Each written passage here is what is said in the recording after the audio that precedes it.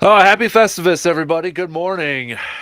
Dan Kasper Show is on the air. Radio dials, you got a couple of those 105.1 FM, 790 AM. Also available online, sportstalk1051.com. You can get the video stream up there as well. You can also get your Google and Alexa home devices up and rolling. And of course, the Sports Talk app. Hopefully, if you are up and at it, you're staying warm and driving carefully out there. But thanks for making us a part of your starts on this very, very special Festivus. You know it's special when Brandon's already in, ready to kick off Festivus, wearing the Hams hockey jersey. Mm-hmm. He's got the Viking Santa hat on. I've got my Packers one, so it just planned out perfectly. Because we didn't talk about this No, we ahead of didn't. time. No, we so. didn't. I had to go and find this hat this week, and Yeah. I'm glad it worked out. Definitely. I'm getting a little warm. I got my Clark Griswold T-shirt, so yeah, on there. But happy Festivus, man! Happy Festivus. It's every year we look forward to this. You were working on your list, what, in the summer already? Well, I just keep a running note on my phone, and every time I think of something that just kind of irritates me or bears my grievance in the sports world, I add it in there. Yep. I do have one non-sports one. I'm hoping I can get in at the end when the time comes. All right. I think you'll agree. Perfect. I like it. But when that time comes. So it is Festivus, which means you as well can air your grievances. Make them appropriate so we can actually say them, though. Yes. That's the big thing. So yes. If you want to, this is your time. It's like a Grind My Gears Tuesday, but this is the big one. So hit us up with some text at 715-830-1912 or on Facebook or Twitter. We're going to do a little feats of strength. You don't know what we're doing for this yet. But I don't. I just saw that you teased it, and I'm intrigued. Well, I'm going to tease it a little bit more this morning. So I'm going to keep you in the dark here for a little bit. So we got that. So 8 o'clock is going to be our big one, but you can throw out your airing of grievances whenever. Do it. You got a whole year of sports grievances from January 1st to right now. Exactly. This is your time. This is your time to do it. The tradition of Festivus begins with the airing of grievances. I got a lot of problems with you people. Now you're going to hear about it. I feel like Festivus has really picked up in the last 5, maybe a little more than 5 years. It has picked up. I know that one year a bunch of friends and I went to a bar that we like to frequent, and we called it a Festivus party. And we brought a big pole, and we did all that, and that was good 10, 12 years ago. Yeah. But yeah, you're right. In more recent years, it does. I mean, obviously Seinfeld's an iconic show, right? And I mean, there's so many episodes that you can point to that are kind of like iconic episodes within the show, and the Festivus one certainly is. Yeah, because that's going to be on TV somewhere today. Yes. Yeah, that's. And I'm going to be watching it if I see it on TV. That I would say. Do you have a Seinfeld episode's your favorite one of all time? It might be Festivus. Yeah. But otherwise, for me, mine are always the ones a lot of people are going to say. I like Soup Nazi episode. Okay, yep. I like the Puffy Shirt episode. Yep. I mean, I got 2 of them that come to mind. Kenny Rogers Chicken. Mr. Sprinkles. And then the whale one. When Kramer hits the hole-in-one, but George pretends he's a marine biologist and he has to go save the whale. And he pulls the golf ball out of the blowhole, and Kramer's like, "Oh, what about a hole? How about a hole in one there?" That one, I love that one too. Those are my top 2. No, he says, "Is that a title list?" And it's the thing I've always loved about Seinfeld is you can watch pretty much every episode, and there's always something in that episode that you're like, "Wow, I know." I remember that. Even if you're a little bit of a casual fan, there's certain lines and shticks that come along with a bunch of different episodes, and that says something about that series that. There's so many redeeming things about it. Right. Exactly. So this should be a good one, but I'm looking forward to seeing everybody's airing of grievances and such. And we've got other stuff to talk about too, because it just so happens that Festivus does land on a Friday. So we got some football to be chatting about. Last night we have the I said, look out for the Jaguars. Look what happens to the Jaguars when they have a competent NFL head coach. I think Doug Peterson needs to be talked about more for Coach of the Year. If the Jaguars make the postseason, I think he needs to be talked about more in Coach of the Year. I agree. Because you look at that crap situation. I know some people say, well, it couldn't get any, worse Trust and all us, that. it can always get worse. Yeah. But if the Jaguars get, and then I know Titans are going through some injury stuff and that But too. still. But I mean, the quick turnaround and the competency of Yes. like them turning it around that Yeah. quick, I'd give Doug. And then Trevor Lawrence actually now finally playing up to the hype. Yeah, I mean, and I think you're seeing a lot of times that with young quarterbacks, so much of it is about your environment. Mm-hmm. And for him, I mean, I'm sure there's lots of stuff he learned year 1 to year 2, but having a coach that knows how to handle a young quarterback and knows what he's doing at the NFL level, versus a college coach trying to make it in the NFL, is quite different. Yep. And then the second pick after him's kind of going the opposite way. Zach Wilson just was. I had seen someone had the big list of like the top 12 picks. Yeah. And 2 and 3. Well, Trey Lance, that's not necessarily his fault. I mean, last year the plan was to sit and play this year, and he got hurt. That's not his fault. Yep. But then you look at picks 4 through 12. There's a lot of good ones, at least right now, that look good. Yep. You look at the Jets too, because they looked like they were going to go to the postseason. Yeah, and then the quarterbacks, and then when you get pulled in the game for a practice squad quarterback who was promoted, just that that day, I think the Zach Wilson era has got to be over with with the Jets. I mean, it's tough. Like, and the worst thing you can do when you made a mistake is keep making the same mistake. Like, there's no way that regardless of how the year goes for the Jets, like. And honestly, the first name I had seen flown out there for the Jets next year for a quarterback, which made a ton of sense, was Jimmy Garoppolo. Yeah. Well, you think about it. I mean, was he there? Yeah, he was there with like LaFleur, who was the offensive coordinator, and Robert Saleh. That does make sense. Yeah, definitely. I was assuming the 49ers, Lance and or Brock Purdy, right? Assuming that's the direction they want to go, yeah. Because you can't go into next year.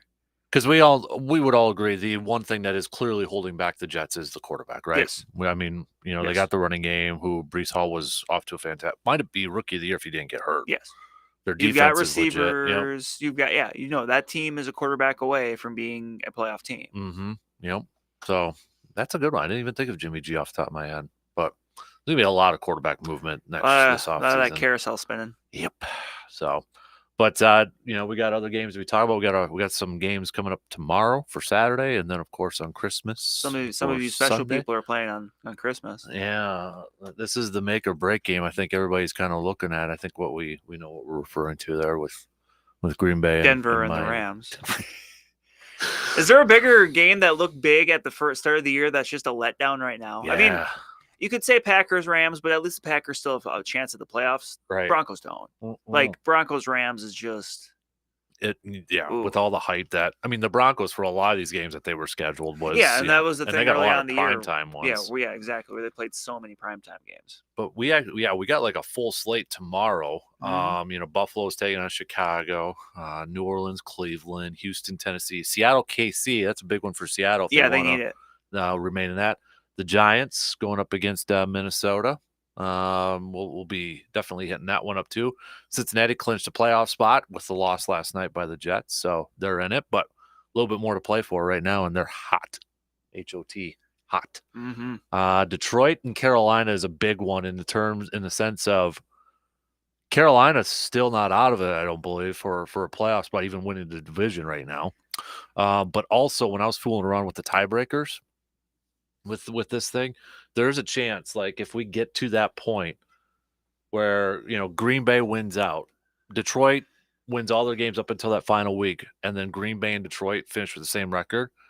There was a scenario where I had it because the tiebreaker with Carolina, strength of victory, Detroit would get in over Green Bay. So Packers fans, it might make it a little bit easier. You got it because Detroit's got Carolina and Chicago before Green Bay. This is your best chance for Detroit to lose one, but Detroit's and the magic really, and when you look at the Giants and Washington, the magic number for them is 9. If they get to 9 wins, Green Bay because they have the tie, they would be the worst they could be is 9-7-1. They would have the tiebreaker head to head even if it was, but the Giants need one more. Yep. Washington needs 2. Yep. So, and I mean, those are and then you mentioned Seattle and Detroit in there for those, and Green Bay for the wild card spots as well, because Dallas has got one locked up. They clinched a berth last week. Yep. You got Washington visiting San Francisco tomorrow. Yeah, it's not easy for Washington. Chase Young's going to play. And I'm just kind of waiting for that game of, okay, when does Brock Purdy kind of come down to earth? But then you kind of look at it, but San Francisco's just a team. They're not winning. And this isn't a slight on Brock Purdy, but maybe it's relatable to like when Case Keenum was with Minnesota a little bit. Yeah, that's a good. Case Keenum did things to help them win, but he also had a good surrounding cast. Right. He had Adam Thielen, he had Stephon Diggs. Yep.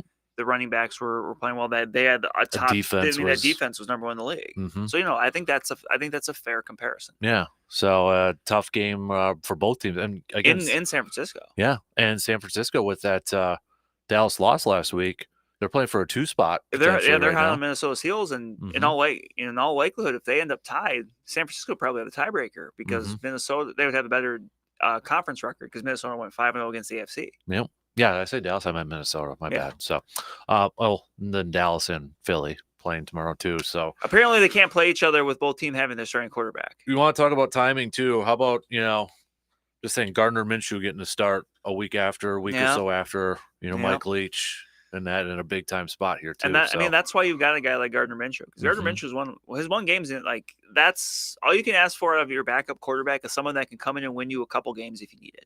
I kind of feel like Gardner Minshew, I think some people have kind of forgot about him. Like he was obviously what he did with the Jaguars. He got a win with Philly, but because of what Jalen Hurts has been doing, everybody's talking about the backup quarterbacks that could get starting jobs next year.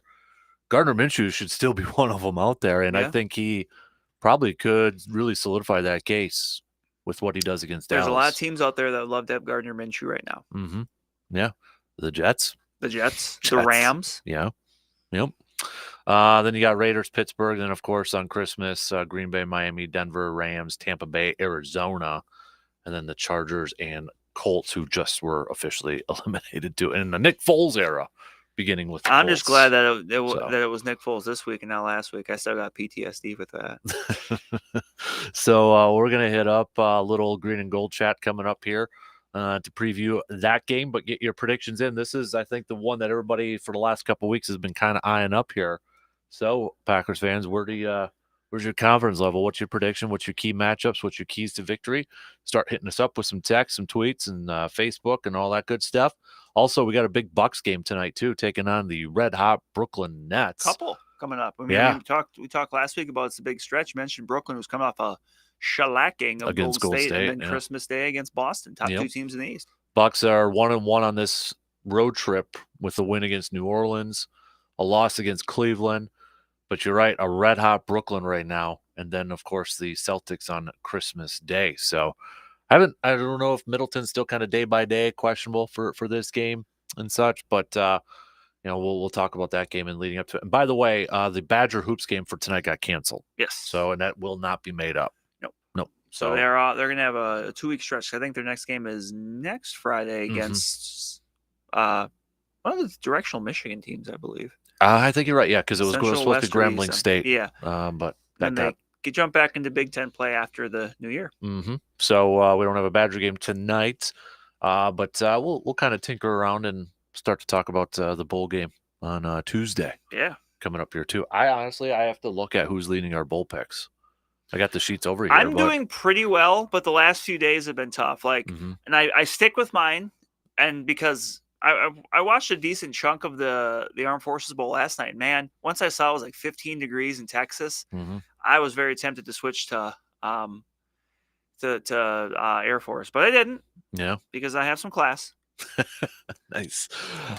So I'll kind of do some quick math and get an update on that there too. So, and then we're just gonna have some fun for the throughout the morning here because this will be my last one for a while here until the new year. So let's have some fun. Let's stay positive. It's almost Christmas and all that stuff. So, and it is Festivus though, so you are allowed to air your grievances a little bit there too. So we're gonna have a mixed bag of emotions, it sounds like, this morning. So let's jump into it though. Okay. Let's get things ready on our opening drive here. Oh, and we will do a quick check-in with Dr. Crow as well for Inside the Training Room.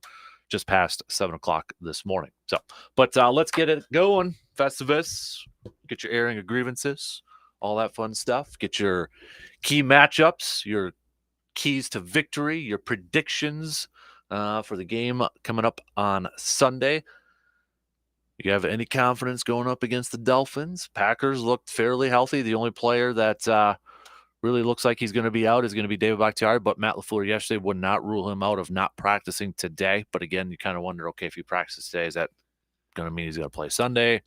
Probably not, I would imagine. But never know. Never say never, I guess, at this. So, but we'll take that first break and then the opening drive, get things rolling here. Talk a little football. Even though it is Festivus, it is a football Friday too. So we'll be back after these quick words.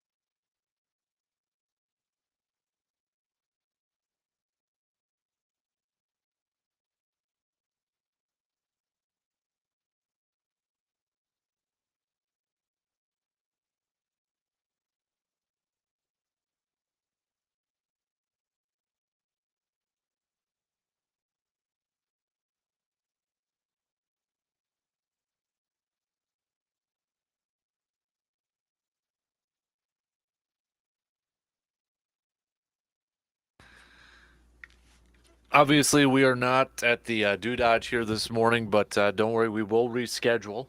We will do a live show from the Doododge because we've got all these. Oh, what's happening? Yeah, we got these drink tickets. We gotta pass out. So we will just we'll figure out the details coming soon, and we'll definitely keep you posted here. So, but we had to, it's just literally there's only 3 people in this building right now.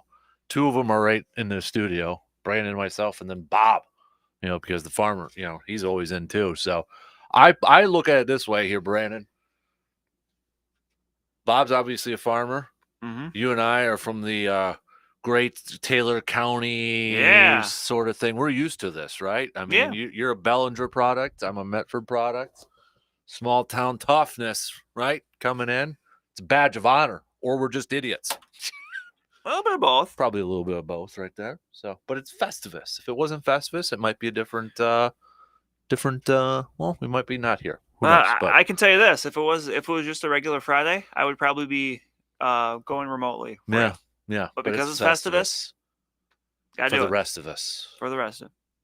Oh, man. I'm looking forward to the airing of grievances because if you have never heard one of our airing of grievances or Festivus, or if you've never listened to this program before with Brandon on, there has been many times I've tried to get Brandon riled up. Like, I can't get it out of him.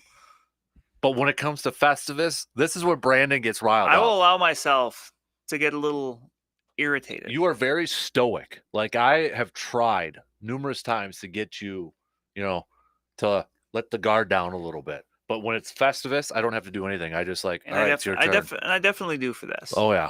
Last year was pretty epic. It was. And we need your help. I'm going to put this out there, too. Ooh. Because last year's episode for Festivus was submitted for Wisconsin Broadcasters Award for Best Show. We got second place in the whole state. We did. So we got to do better, and we got to get first place today. Okay? So I'm putting it all on us, but then the listeners, too. Yes. So we got to bring it. We got to bring it. So we need you listening right now to be a part of this. As Captain Planet once said, the power is yours. Good pull. Good pull, man. All right. Should we get the opening drive here? Let's a little do bit, talking a little green and gold. So, and then we'll throw in some Minnesota talk because this is a big game for, well, I mean, Green Bay's got to be paying attention to it as well because. Aaron stuff. Oh, gosh. We don't need to do that, bro. Come on now. Man. So Green Bay, Miami. I said it yesterday. I think one of the biggest key matchups in this thing, Brandon, is, if we ask the question, what's the biggest thing that worries you about Miami if you were to ask like a Packers fan or something? And I would say, at least my answer would be Tyreek Hill and Jalen Waddle in the speed at wide receiver. And knowing how poorly the secondary has played for Green Bay. Not breaking news here. Packers defense has not played well this year. It's been one of the biggest disappointments for everybody thinking it's going to be a top 5 unit. And I think one of the bigger disappointments, if we were to narrow it down, has been the secondary play, because I think if you asked everybody before the season started, what's the strength of the defense? What's the secondary? But for whatever reason, and that's why stats don't say everything, because if you look at it, Green Bay's number 2 in passing yards allowed per game. There's more to it. They're also one of the worst rushing defenses. And if you can run on a team, you don't need to pass on a team. Right, exactly. And, I mean, you look at the Minnesota game and what was everybody – I mean, Justin Jefferson was lighting it up. Tennessee, Ryan Tannehill looked like an MVP throwing it around. I mean, so you got to look at it a little bit more. And anybody who's watched Packers games this year knows that, okay, they're not the second best pass defense in the league, So whether that's they play too much zone, is it, play calling, is it players not playing up to their level? It's probably a little bit of both, right? I mean, it's always probably the answer is somewhere in the middle or something a little bit of both. But I think if, everybody's kind of looking at how this season has played out with how they've played pass defense or coverage in the secondary, yeah, you're probably a little bit nervous. And no offense to Rasul Douglas, but, if he's like lined up with one of those speed guys, you're probably fairly nervous. So how do you try to slow that down? And I think they got to do a little risky business. I think they got to take a page out of what the Chargers did a couple weeks ago when they beat the Dolphins, when they were down 6 starters on defense. They played press man coverage, according to Next Gen Stats, 35% more of the time, where it makes sense because you want to knock them off the routes. I mean, you don't want Tyreek, and I think everybody just assumes Tyreek and Jalen Waddle go routes. Well, they can go over the middle, They can take a quick slant or Yeah. a quick bubble screen and go. haul. Yeah, you just get the ball in their hands and let them go, Yes. right? So to me, it's risky because, I think you got to play aggressive press coverage, get them off the routes. But if you don't play that sound football and you slip up, you trip, or you take one step the wrong way, and Tua gets the ball to them, they're going to the house. You can't have your corners 8 yards off the line. Yeah. If you give those guys a free release, it doesn't matter if they're going 30 yards down the field or, like I said, a 5-yard slant. Like, if you give them the cushion to catch the ball with what they can do after the catch, you're just asking for trouble. Yep. Yeah, exactly. I mean, getting into that zone, those guys know how to find the zone. Yeah. They'll get in there and they'll plant their butts in there and, they'll weave through it. So that's like, and the other part is like, you'd like Green Bay to be able to clog the middle of the field with defenders. But then that takes away from your defensive run game. And I know Miami, you look at the numbers and, they haven't ran the ball with a lot of success in terms of, looking at yards per game, because I think the other part is they've been passing so much with that. I mean, when you look at the numbers, Miami's towards the bottom, 96.9 yards per game. But you know who the running back is? Raheem Mostert, who, a couple years ago really ran around Green Bay. Earlier on, I mentioned I'm still a little gun shy whenever I hear Nick Foles' name. I'm sure Packer fans are the same way with Raheem Mostert. Yeah, and he's coming off of a game against Buffalo where he ran for 136. And it sounds like they might get Jeff Wilson back too, who's looked good with the Dolphins too. So, yeah. So it's like, a lot to account for. Yeah. And I think one of the misconceptions too is that a lot of people assume Tua runs around all the place, and he doesn't. I think he has the capability. But no, he likes to stick in the pocket. Yeah. And I think too, you have to wonder, does the concussion thing kind of play? But even before that, he wasn't. Yeah, he was always more of he was a pass first guy. Like he could if you need, if he needed it, but he'd prefer to just stay in the pocket and sling it around. Right. Exactly. And when you got those speedsters like that, you can get it out pretty quick and just give them the ball. So that to me is the biggest matchup, is this secondary versus, these receivers. And, you got Jair obviously on one of them. I think this is a game where they will really miss Eric Stokes and his speed, the Packers, for their corner. I don't know how they're going to play it with the other one. I mean, no offense again to Rasul Douglas, but he's at a disadvantage, I think, with the speed part. So, but to me, I think, and the other part of this is, how do you play solid defense? Green Bay's offense staying on the field for 6, 7, 8 minutes, because that's what the Chargers, I think the game plan, they really have to look at what the Chargers did. Chargers had a 2-1 time of possession. They held the ball for 40 minutes compared to Miami in 20. So I think that's the other part of it, is that Green Bay's got to be able to have those long sustained drives, but they got to finish in touchdowns and not field goals. You're not gonna beat Miami kicking field goals. Yep. And I think Green Bay's offense has been playing. It's been better. It's been better. Like you mentioned, the defense. I think especially in more recent weeks has been more of the, the thing you look at. The offense is, I'm sure it's still not firing on all cylinders, but it's a lot closer to what it was a month ago. I think, and when I was talking about the Rams game on Tuesday, it felt like that was the more complete performance, maybe, or more consistent performance we've seen. Like, yeah, they, you'd like more touchdowns in those red zones and that, but they only punted the ball once, and then they had the interception there too. But it just felt like they were moving the ball in different ways, running, throwing the ball over the middle and that sort of thing. And I think maybe the best way to describe it was that's what we were kind of hoping to see earlier in the season, or a few weeks earlier in the season. So I think they can move the ball. I don't think they can get in a shootout, though. I don't think they can get into that 40-42 or something like that type of game. No. But can they hold on to that ball and have 7-minute drives, kind of like that final drive against the Rams? They've shown that, but they're definitely going to need to do that on a consistent basis on Sunday. Yes, and for the first time since Philly, I mean, they're going up against. I mean, from here on out, the Packers are playing 3 good teams. Yeah, 3 teams that could very easily be in the playoffs in 3 weeks. Yep. Yeah. Well, one of them is. One for of sure. them already is, and 2 others would not surprise me if they were. Yeah, and you look at it, and it's like offense. Detroit's all 3 of those teams, these Miami, Minnesota, and Detroit, are all offense first teams. Yep. Because you look at defensively with Miami, Green Bay could put up yards against them. I mean, Miami's in the bottom third in terms of yards given up total yards given up. When you break it down by passing yards given up, they're in the bottom third. The only teams that are worse than them in terms of passing yards given up, and this is what maybe makes the Jets thing more even worse than last night. But the only teams worse than Miami in terms of passing yards given up is Jacksonville, Atlanta, Detroit, Minnesota, Tennessee. Rushing yards given up, again, Miami's a little bit, they're about just outside the top 10 in terms of rushing yards allowed. They're giving up 111.6. So, I mean, they're still giving up over 100 yards per game, but it's just outside the top 10 and by far better than Green Bay's number at 148.9. And then you look at, points per game. They're about, where were they at? Yeah, they're bottom third of the league, 24.6. So, I mean, they give up yards, they give up some points, but their offense can make up for that in a heartbeat right now.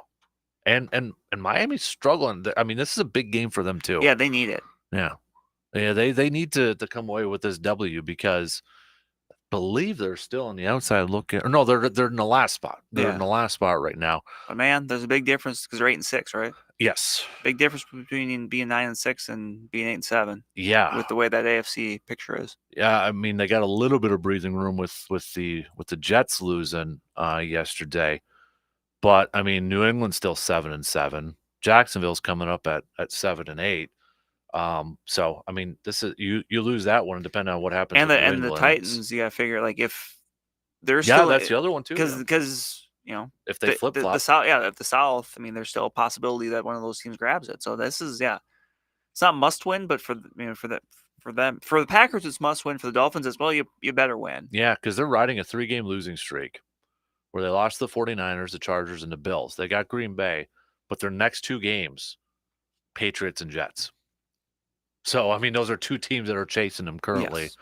Yes. So this is a big game too for Miami, and I guess I don't know. I wouldn't expect anything less than a kind of a slug out or slugfest here a little bit. But the weird thing is though too is I could see Miami coming out and just dropping a big number right away. That's what makes me concerned is that they come out hot, and and I know Green Bay has come back from double digit, Dallas and Chicago, they've come back from double-digit deficits. I don't know if they can do that with a team like Miami.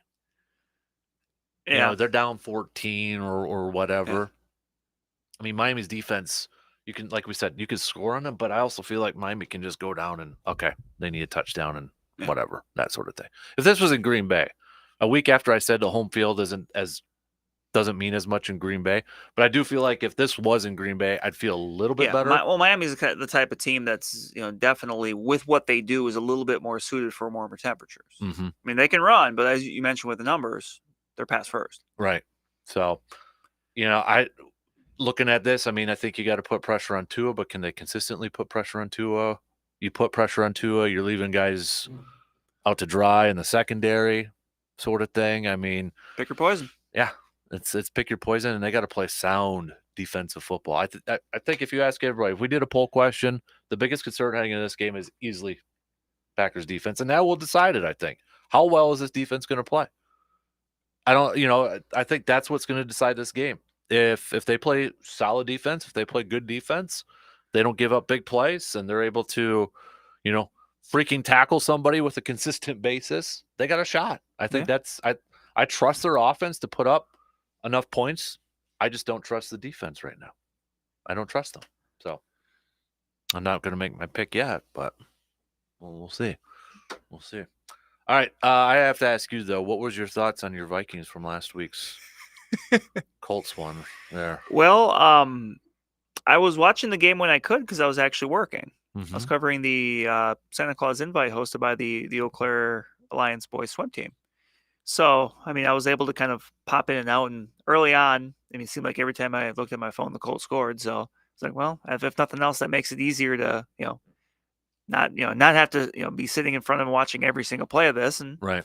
So I was going about my business, and you kind of, keep checking in, and it gets a little closer and a little closer. It's just, I don't know. I feel like with this Minnesota team, like, I don't think that they're a team like Philly or San Francisco, who I would put as the 2 favorites to come out, unless, I mean, I just think the defensively, it's just, they need to get a lot better for that to happen. But I will say, this is one of the more entertaining, I guess, for lack of a better word, Viking seasons I've seen in a while. Mm-hmm. Because it's one of those games where it feels like they can beat anybody, they can lose to anybody.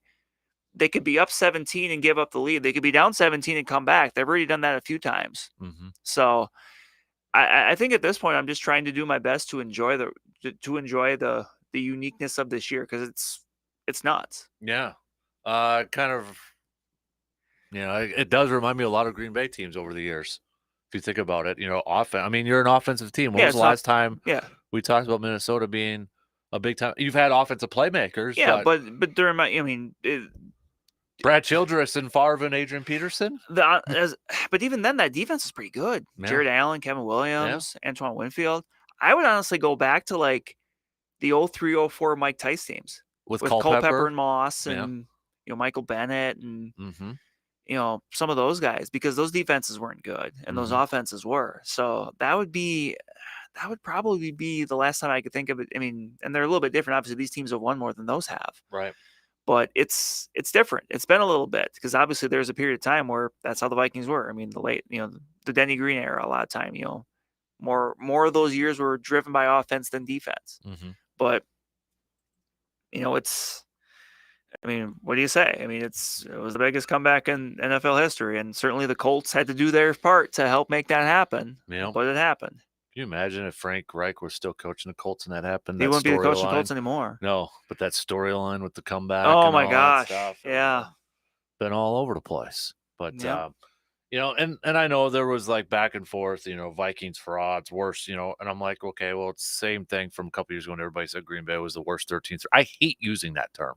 Yeah, I hate you know what? They're in the postseason, okay?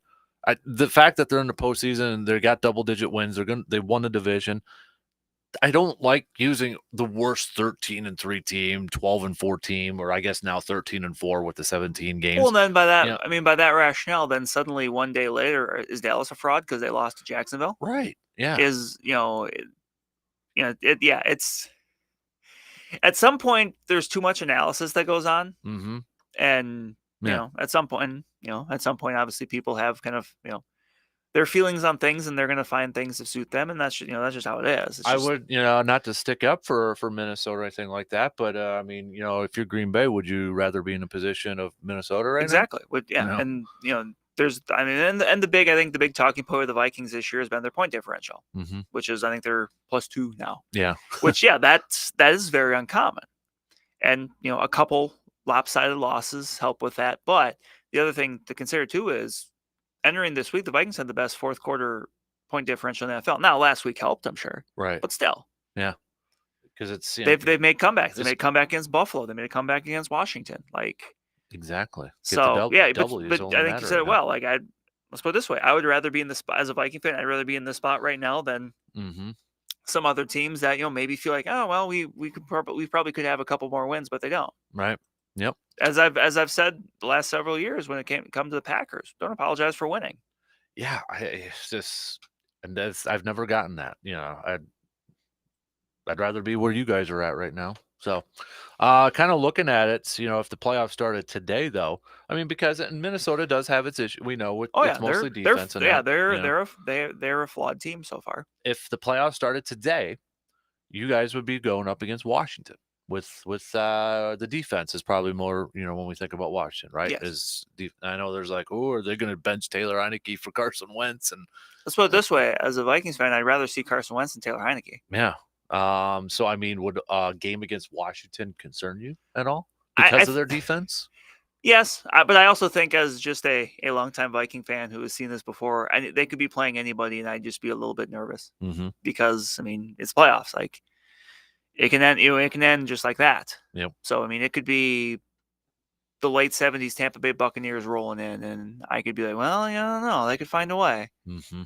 But I think any of those teams you've got have certain things that they can do. Can we just try to avoid at all costs a Cowboys-Buccaneers playoff game? I mean, that's been kind of circle for us, because obviously Tampa, if they win the South, they would be the 4. Assuming Dallas is going to be the top wild card team, Unless I go on this ridiculous losing streak, which I don't think. Yeah. So like, that's like my goodness. Are you going to have Fox and NBC fighting for that one? yeah. Because that is as of right now, all of these potential first round matchups, that's probably the most like juicy for TV. Yep. Yeah, I would agree with that. I'm just trying to play a little playoff machine here just to see, double check something with the. Okay, Although so I am a little worried that if those results hold and Washington played Minnesota, that would be the Monday night game. oh, I forgot the Monday night. Yeah, last year. yeah. It was the Rams and Cardinals, right? Yeah, Yeah, that's like because I just have a feeling that they're gonna they will put a not great game on Monday night because like people are gonna watch it. yeah, And but I also know part of it does come down to like the seeding, like because whoever plays that Monday night game is going to be playing Sunday the next week because you're not going to have them play Monday and then Saturday. So, right. But I don't know, like Because I feel like you look at in the AFC, and I know we're getting ahead of ourselves because there's 3 weeks left here. But I mean, you're looking at some potential matchups in the AFC, and they're juicy. I would say there's some juice. Well, you got to figure either Kansas City or Buffalo's gonna be playing the first round, right? And let's say like right now, Buffalo's a 1 seed, but if it stayed the course, Kansas City versus Miami, that's a juicy 2-7. Yeah, there's some. I would say 3-6 right now is also juicy. Bengals, Chargers, Joe Burrow. There could be some points. Yeah. Then 4-5. I mean, it's either going to be Jacksonville, Tennessee versus Baltimore at this, right now, and I'd rather have Jacksonville. That either screams first game on Saturday. Yep. The Houston Texans Memorial spot, or like I said, I do think Monday night's whatever game it's going to be a game that's kind of lower on those, that power rankings. Yep. Because the NFL knows. We've always made fun of the Saturday playoff game. Is Monday night now going to be that Saturday? Because people are going to watch. Because last year's it was actually entertaining. It was the Raiders and Bengals game, and that was the first Saturday one. That was the Drew Brees game that everybody was upset with Drew Brees commentating and all that. It ended up being a good game. Well, then a couple years ago, wasn't it Bills Texans? Yeah, because Josh Allen was doing like Favre weird stuff, running around and lateraling and all that stupid stuff. And now look where he's at this point. Yep. So, well, yeah, it was like always the Texans game. Yeah, that's what I said. It was the Houston Texans Memorial spot. Yeah, it was always the Texans. Or was it 1 year when Derek Carr was hurt and the Raiders were in? Or like the Bengals. The Bengals before Marvin Lewis. The Marvin Lewis Bengals. Yep. Yes. But now, it might be Monday night. Yeah. I'm switching it over there a little bit. So, but yeah. Let's what do you got for some predictions, key matchups, keys to victory, all that fun stuff? Hit us up with some texts. We got to take a break. We'll finish up the second hour. Don't forget, first hour. I'm already on. I want to get to airing of grievances. That's why.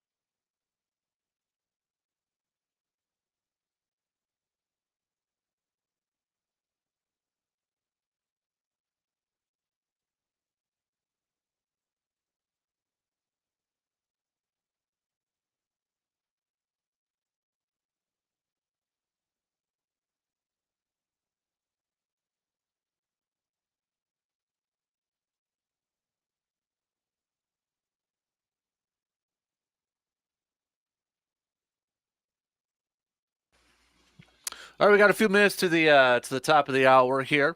Got a few airing of grievances coming through, so keep those coming. Just make them appropriate so we can actually say it on the air out there. Before we finish up this first hour, Brandon, let me ask you this question because it's been a debate that's kind of been going on out there. Jalen Hurts is not playing in this game. Should that affect his MVP stock, in your opinion? 'Cause everybody's like, oh, what if the Eagles go out there and still win with Gardner Minshew? I feel like the Eagles have been in this position before with Carson Wentz and Nick Foles. Yeah, they had The good news for the Eagles though is Jalen Hurts is going to be back. Yeah. Carson Wentz wasn't. Granted, I'm sure Eagles fans are fine with how that worked out, but yeah, I'm not. But no, it's an interesting question because certainly Patrick Mahomes is suddenly then the other guy that's there, and it's a tough question. Like because it can go both ways. What if the Eagles go out there and they just stink it up? Right. Yeah. Dallas is coming off of a loss, and they don't want to fall. No, Dallas they get probably their fifth loss, and somehow the Giants beat Minnesota. Giants have 5 losses. Yeah, so like there's still a lot out there for Dallas. So suddenly Dallas, say they beat up on the Eagles, then does that help his case? Yeah. I will say though, looking at just kind of looking at the future, the upcoming schedule here, I kind of want Dallas to lose.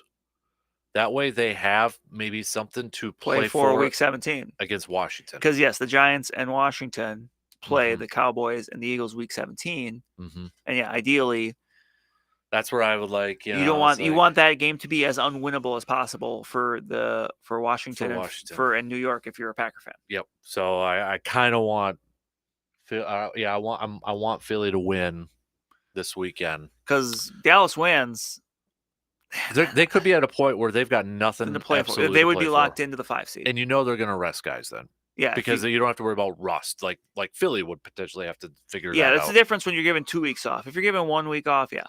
But if you want to get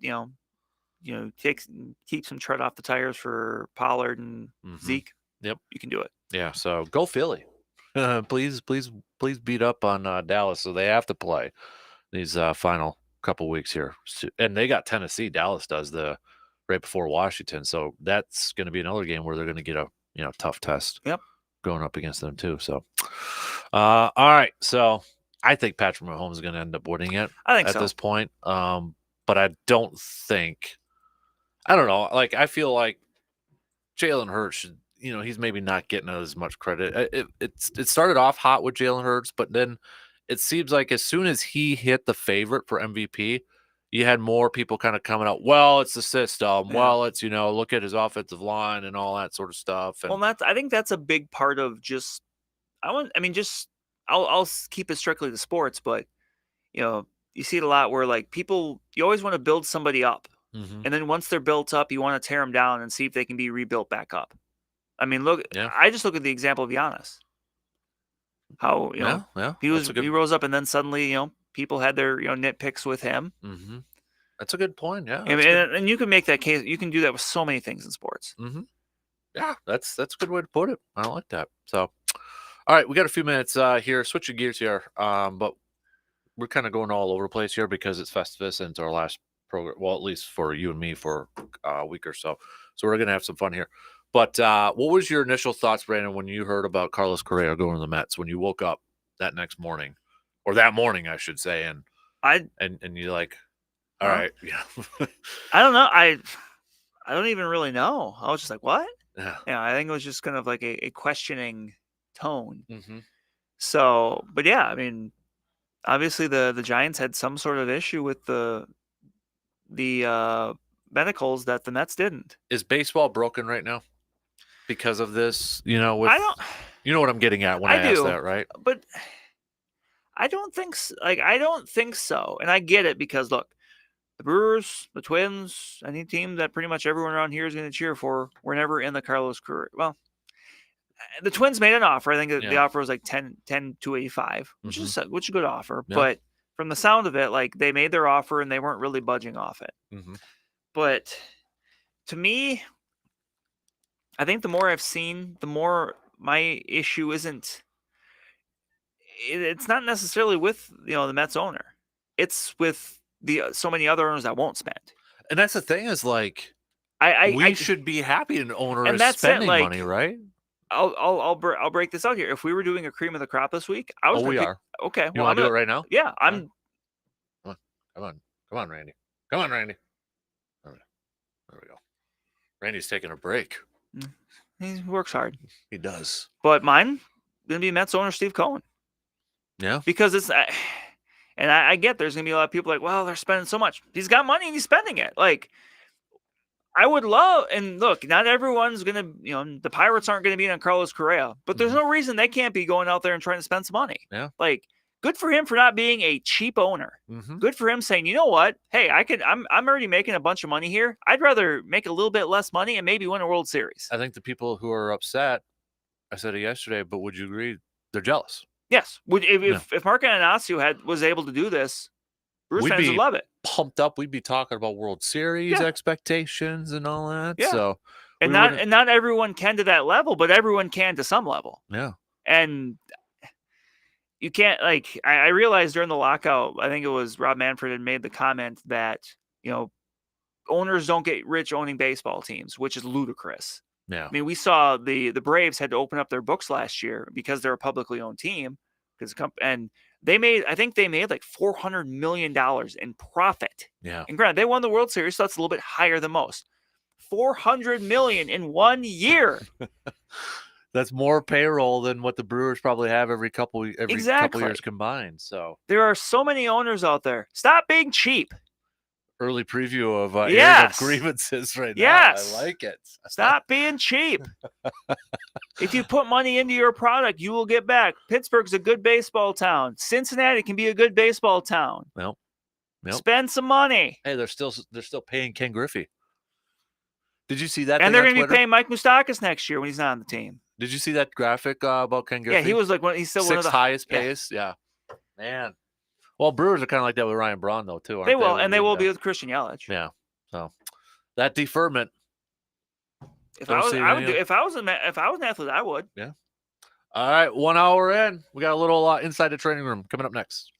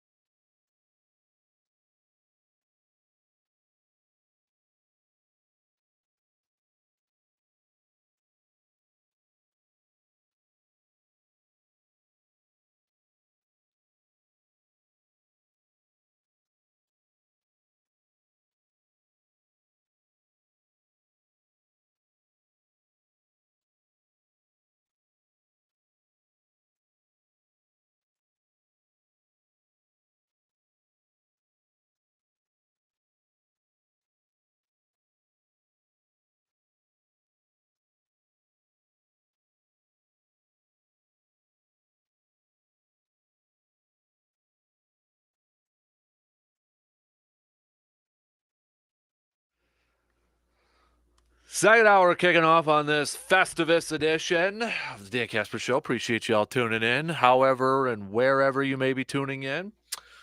Happy holidays. Merry Christmas, everybody, too.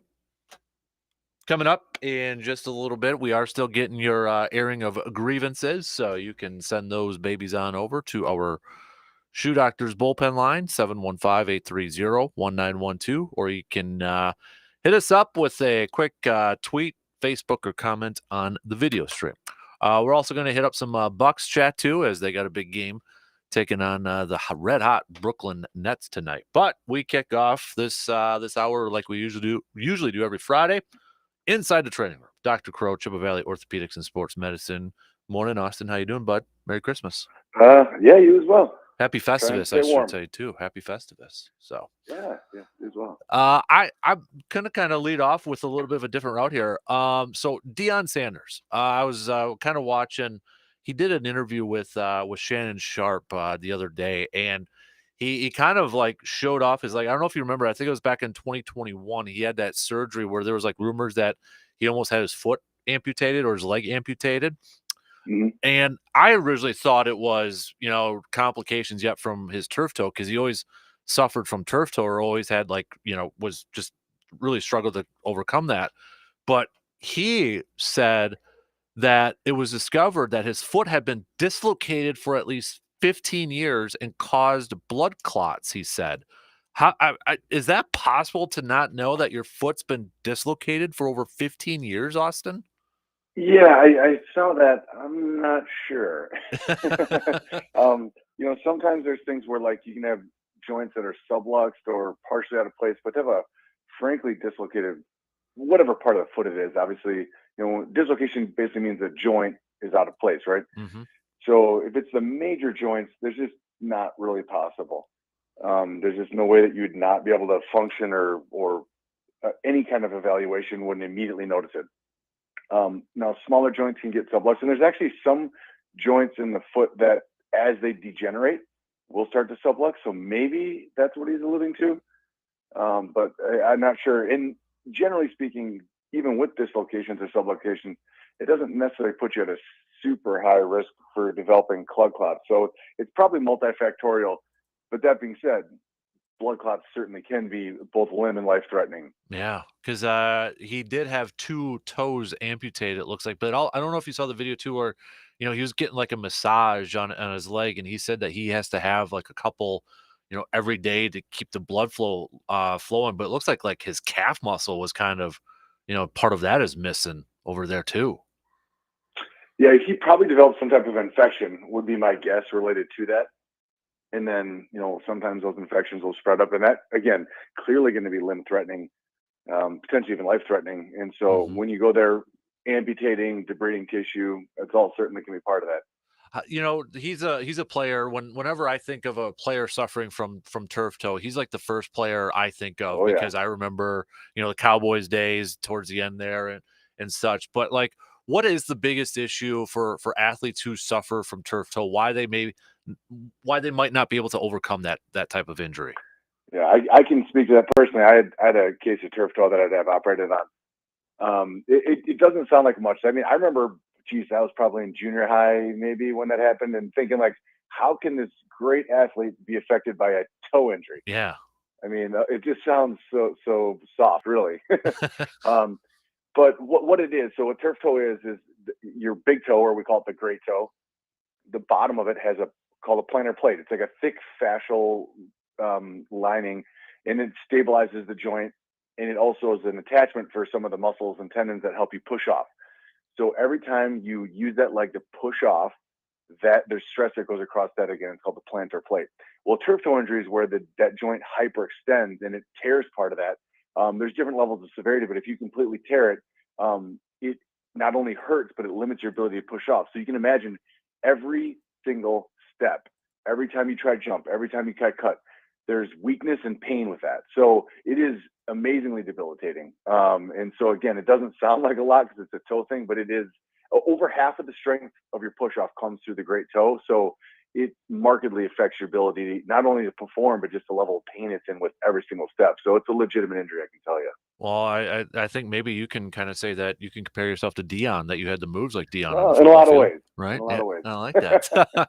And, kind of related. When I was reading this and I was thinking about, you have these old football players like Larry McCarron, who the Packers radio guy, but you see these other players, they'll throw up their hands and they've got like fingers that are sideways, right? Right, Oz? Like, Yeah, Booger McFarland has that yeah, nasty booger. Yeah, that's pinky. another good one. Like, is that just like breaks or ligament tears that they just never got fixed for some reason? Yep. Generally, they're going to be dislocations. Sometimes there'll be a fracture that were just never treated. They buddy taped it and said, "I'm just going to keep playing," and that was the old school way to approach it. Where long term, I mean, there's also certain dislocations that it's a late consequence to develop that. So we call those swan neck or boutonniere deformities. So you have a dislocation, you tear either like the central slip or another volar plate. So just like the plate we talked about in the toe, you have them in your fingers and you'll tear one of them. And over time, you'll slowly develop a deformity in the fingers. So that's where if you look at the fingers from the side where they're kind of, it looks like it's bent up like an accordion. Depending on which way, it can represent an injury. So at times we'll recognize those later. Now you can do reconstructive surgeries or fusions to address it, but a lot of times those guys, it doesn't necessarily hurt a lot. It certainly affects the function, right? They try to make a fist and that one finger is going in a different direction. Yeah. But generally they're not as painful. You look at it, you think it'd be horrible, but it's actually not. So there's definitely a badge of honor, I guess, in those old school guys to be like, look, I just, rubbed some dirt on it and got back out there. I think today's day and age, we're certainly appreciate these things much more. And most athletes would be sitting out getting either surgery or at least some kind of splinting to help address that. Because a lot of those can be treated that way, where you either surgically repair something or do a specific type of splinting for 4 to 6 weeks. But of course, with that, it often means time away. And so I do think that that's been one of the big shifts through the years and decades, really, is that athletes used to it was a badge of honor to say, like, I'm going back out there no matter what. The old Ronnie Lott, get your finger amputated cut, instead of sitting out. Yeah. And I mean, that's the exact example. I mean, he could have had surgery to pin a finger and repair it. And instead he said, well, I can't play in the Super Bowl. Then they said, all right, let's amputate it. And he played. So, I mean, I just don't think many athletes would make that choice now. And then I'm not saying that's a bad thing. In fact, I think when you look at it, to put your life and body on the line like that, it's amazing. And I think at some point we have to look at it and say, all right, for these guys to try to walk away from the game and be as whole as they can is a very reasonable thing to ask. Yeah. Like, I don't know why I went down this rabbit hole the other day, but I saw another clip like Shaq's toes were like that. And I know Shaq's a big guy and his toes were like going all over the place. So I'm assuming it had to do a lot with, obviously the sport he played, running up and down and that, but the size of the man, I would have to imagine, factors into that a little bit. Absolutely. Man alive. So would there be like, with those guys with those fingers and that, could there like an increase of arthritis as they get older? Oh, absolutely. Yeah, no, they'll have a higher risk of arthritis in those fingers, but really when they're like that, they're not going to be super functional as far as gripping and lifting. So it probably won't be a huge issue. If it comes to it, they'll probably end up getting joints fused to realign the finger, and but that's going to be partially cosmetic, partially functional. So again, those guys can function better than you might think. But it looks impressive when you see someone's hand come out and the finger's pointing 60 degrees in the wrong way. You just kind of say, what? Yeah. Somebody actually just texted in another question on turf toe. Is the name turf toe because most of those injuries happen to occur mostly on turf, or does it actually happen on grass too? It can happen on both, but it does happen more commonly on artificial turf. And that was actually even way more common back in the day when it was the true AstroTurf, like the carpet. So I hurt mine in high school when we were playing in the state championship at the old Metrodome. So that was you're playing on carpet basically. I mean, that stuff was horrible. If you fell on it, you're leaving a stripe of your skin, behind you. And then again, cutting, planting, things just get grabbed. So I planted my foot, my body weight came forward. And then it's like your foot just kind of gets stuck in the turf. And so the newer generations don't have nearly as much of a problem. But obviously when Dion played back then, that was in the era of, they're playing on essentially carpet. And so, yes, that's where the name came from, because it was at a much higher rate. Now, it can happen on any surface. It can, but the really grippy surface where the foot gets stuck, especially if the foot gets loaded from behind, that's how it happens classically. That, in very similar fashion, the Liz Frank injury, which we've talked about in the past, same thing. The foot kind of gets stuck. it just does energy go through the toe or the midfoot, and that's how you wind up with those injuries. Gotcha. Dr. Crow inside the training room joining us here this morning. So Jalen Hurts will not be playing this weekend. He's got a shoulder injury. They're calling it a sprained shoulder. So, we've talked about sprained ankles in that. When it comes to the shoulder, he was driven into the ground.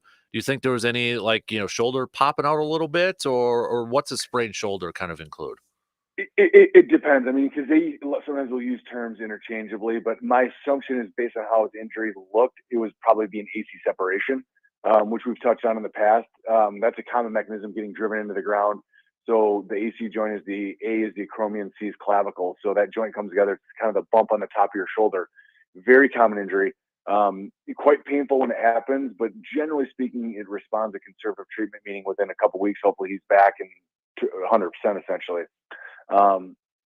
It certainly could be the main shoulder joint, the glenohumeral joint, we call it, because you can sublux or dislocate the joint that way. But if that would have happened, I think it would have been much more obvious, and they'd be talking about probably labral tears and things like that, because that those kind of go hand in hand. So my assumption is it's a separation at the AC joint. Did you see Von Miller the other day talk about that he feels like he could play in a couple weeks? I don't know if you heard him say that. I think it was on the Pat McAfee show out there. I have not, but I would tend to disagree. Yeah, I mean, because he had the ACL surgery. Yeah. There's no way he could play, right? No. So I mean, they're actually, probably 90s, early 2000s. There was a movement of people starting to go back to playing sports much more quickly after ACL injuries. Because there's times where people's legs will bounce back. I mean, we have athletes that will do an ACL reconstruction and coming at, their 6-week visit, the leg looks great. The problem is the graft is not ready. And so if they go back and play, they may feel good, but the graft is weak. And so then the rate of re-tears went way through the roof. So trust me, Von Miller does not want a third ACL reconstruction. So whoever his doctor is behind him whispering, no, you can't. Yeah. You might think you can, but no, you can't. Man alive. So, well, Dr. Kroll, we appreciate the time as always. I hope you and your family have a very, very, very Merry Christmas and stay warm this week. Okay, bud? Yeah, we'll do our best on the latter. The first we can do, the second, maybe not so much. I hear you, man. I hear you. Well, appreciate the time as always, buddy, and we'll catch up soon, okay? Sounds good. Take care. You got it. There you go. Dr. Crow inside the training room, Chippewa Valley Orthopedics and Sports Medicine. We'll take a quick break. Brandon will be back on. Festivus continues. You're airing your grievances. Send those babies on over.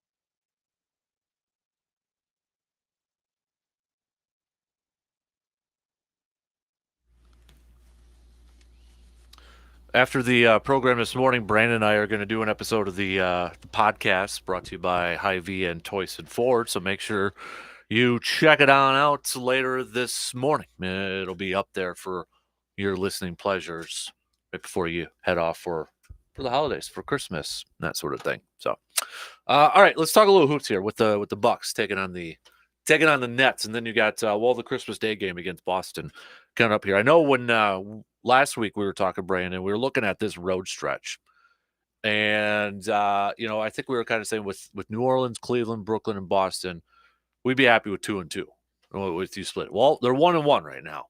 Do you have the confidence that they can win one or more of these games against Brooklyn and Boston on the road? Yeah. Boston's kind of struggling a little bit here. A little bit. They got off to a really good start, and they've come back to earth a little bit. Mm-hmm. Brooklyn's really hot right now. They're was it Steve Kerr made the comment the other day about, not sure if it's more the Jacques Vaughn effect or just the fact that they're getting healthy with Brooklyn. Again, probably could be somewhere in the middle. Yep, a little bit of both right there.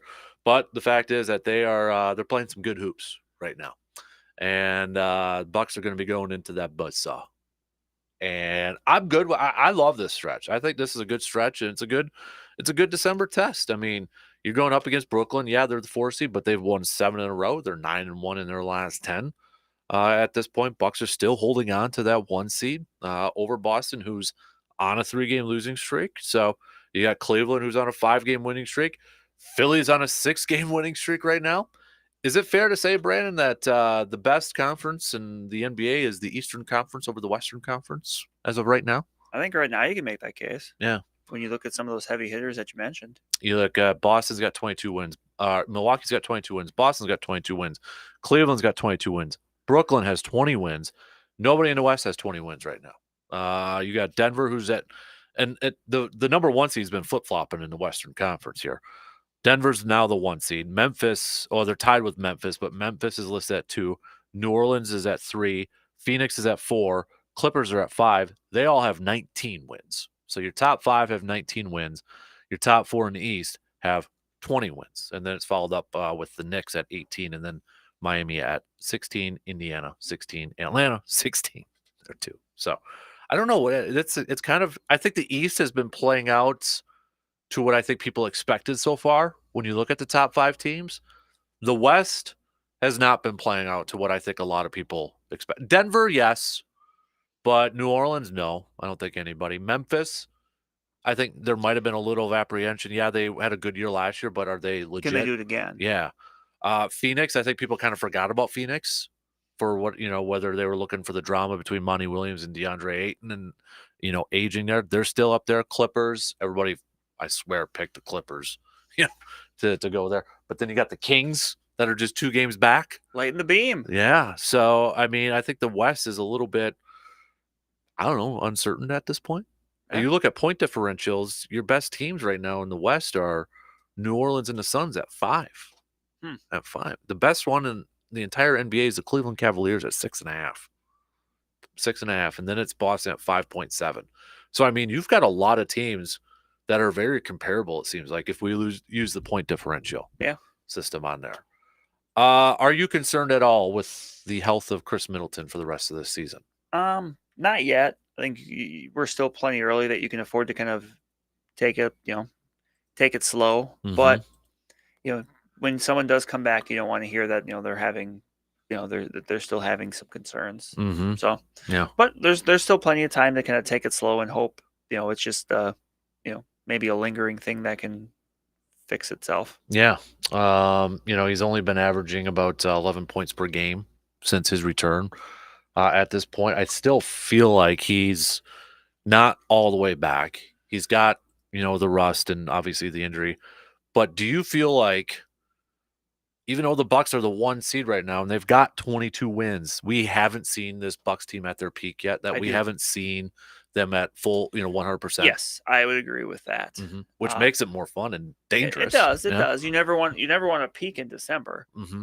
So, because they just got Joe Ingles back, Middleton's still working his way back. So I feel like there's still a lot left on this table for this team, which to say that, and then they're the currently number 1 in the East. Obviously, that bodes well. Mm-hmm. You feel good about that spot. Yeah. I'm not trying to get too amped up about it, but it's hard not to kind of get, knowing that there's still more to come. Like Yeah. we know there's more. It's like, It's easy to get excited for it. yeah, it's like, man, they're doing this without, Middleton and Inglis. There's, I know in his debut, he was rust. You could tell It's been a bit. yeah, and he's supposed to be the 3-point guy in that, and it'll come once, gets his legs underneath him and that sort of thing. So it's exciting, and that's where, I feel like the Bucks are the best team in the NBA. I feel like they're the most complete team in the NBA. Yeah. And I feel like if it is an Eastern Conference final between, last week I would have said the Celtics.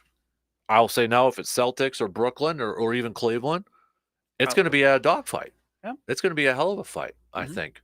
And that's great for the NBA to have those teams up there. Like a Milwaukee again, even Cleveland without a LeBron. Yeah, yes. Yeah. Because how many people outside of Cleveland can you name a player on that Cavs team besides Donovan Mitchell? Probably not many. And you can't include Kevin Love. You can't. That's the thing. Kevin Love isn't Kevin Love from a few years ago. It'd be tough. Yeah. Maybe some Bucks fans are like, oh, yeah, Robin Lopez because of, the video clips the other day. But he isn't a factor, a big-time player. Right. It would be tough to do. You got, was it Garland and Allen over there? Yeah, they've got, and that's the thing. They're a very good team. They've got good players. It's just that maybe those players are kind of flying under the national radar. Kind of like Memphis a little bit, too, because outside of John Morant, yep. Can a lot of people, and I guess that's kind of another thing here, though, too, Brandon, when you look at this. Okay, you got, Denver. Can people name anybody besides the Joker? Not many, probably. Memphis, we talked about. New Orleans, Zion, and then, I know Ingram in that and CJ McCollum, but again, not a, big team, big three. But you look at these teams, I would say you don't have a lot of big, Milwaukee, Giannis, yes, Drew Holiday, and Middleton, but they're getting it done without Middleton. Yes. Boston's got Tatum and Brown, and I know they've got Malcolm Brogdon over there too and Marcus Smart and that. But it's not the, the Miami Heat of D Wade and Bosh and LeBron. The Lakers, it's not working with Anthony Davis, LeBron, and Russell Westbrook. Even the Clippers, it's kind of like they've been up and down here a little bit, but Kawhi and Paul George. And that hasn't worked the way they hoped. Right. So I like the trend and where this is going with the NBA, where it's, would you say there's a super team right now? No. I don't think there's a super team. And I think that's the best thing that could happen for the NBA is to not have that super team. Well, you can really make the case that the Bucks killed the most recent super team. The Suns? The Nets. Oh, yeah. When they beat them in the playoffs. That's right. Yeah.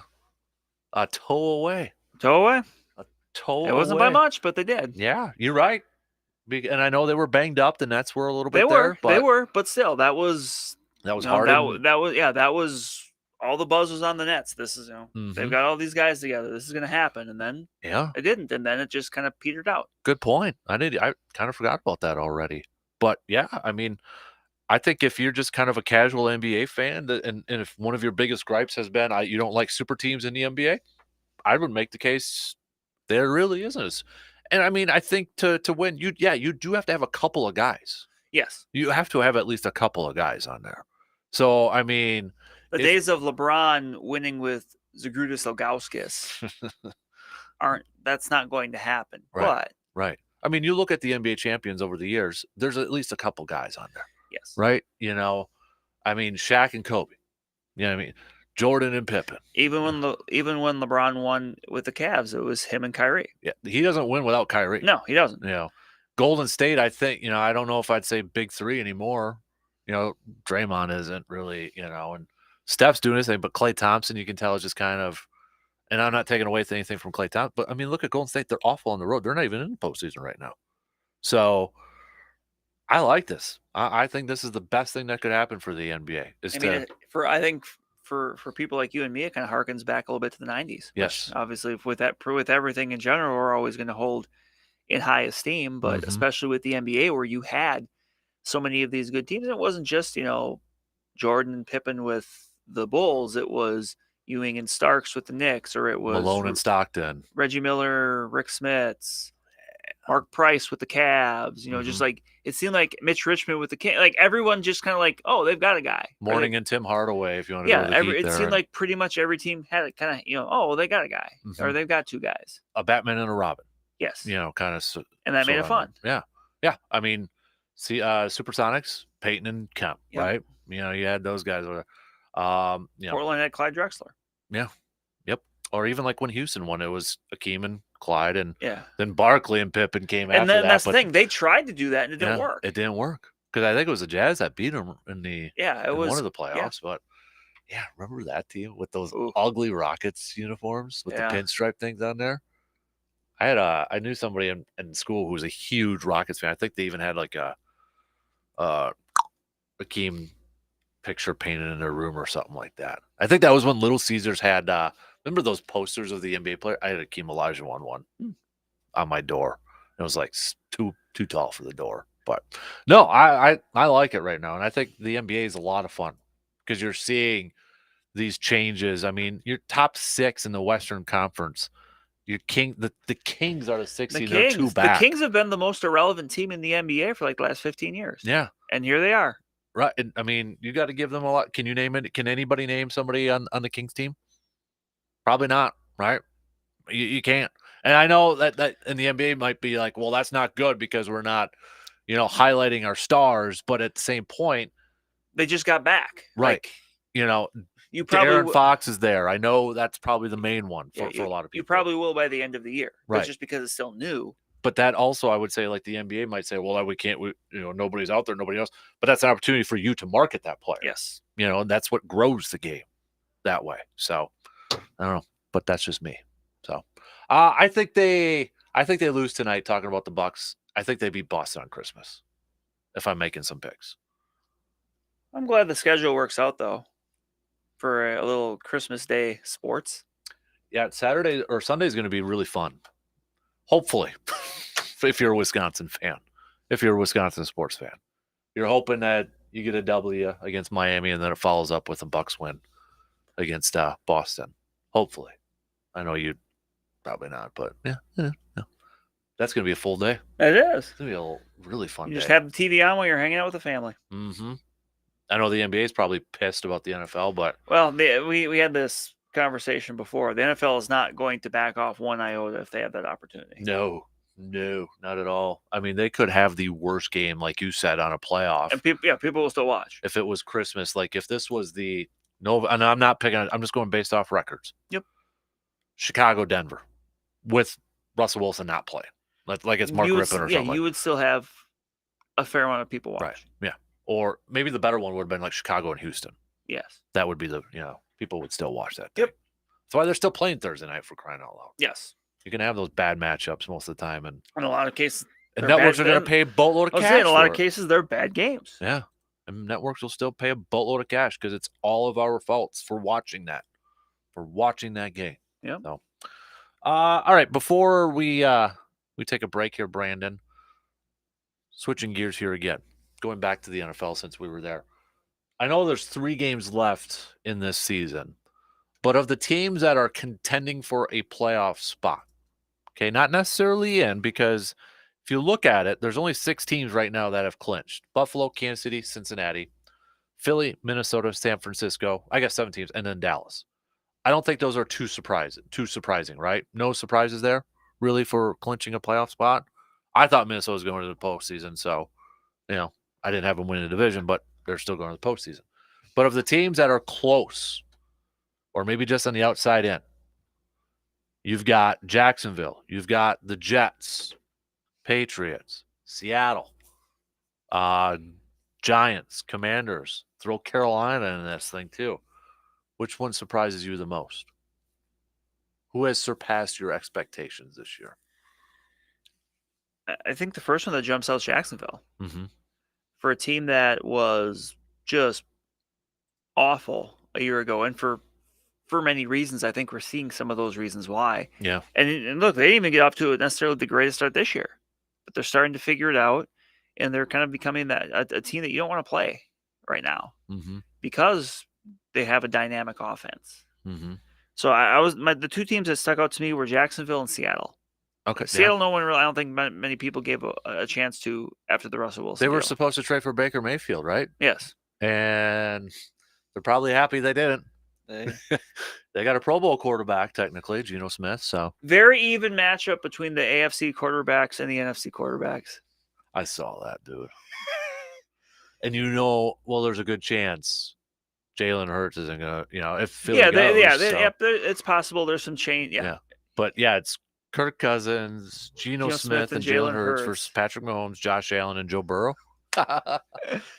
Right, even the ones that even make the AFC would, it's like, geez. right down the middle.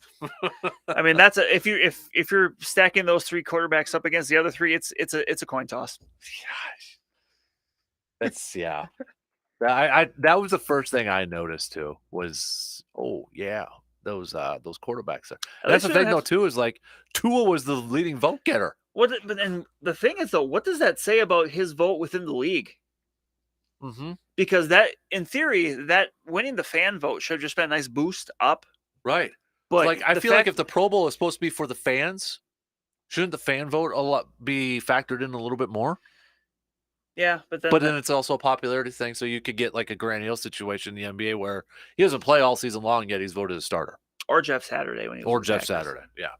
But that's a good point. Like, how do you balance that? Mm-hmm. Yeah, Tua's I was shocked when I found out Tua was the leading vote getter. I never would have thought that.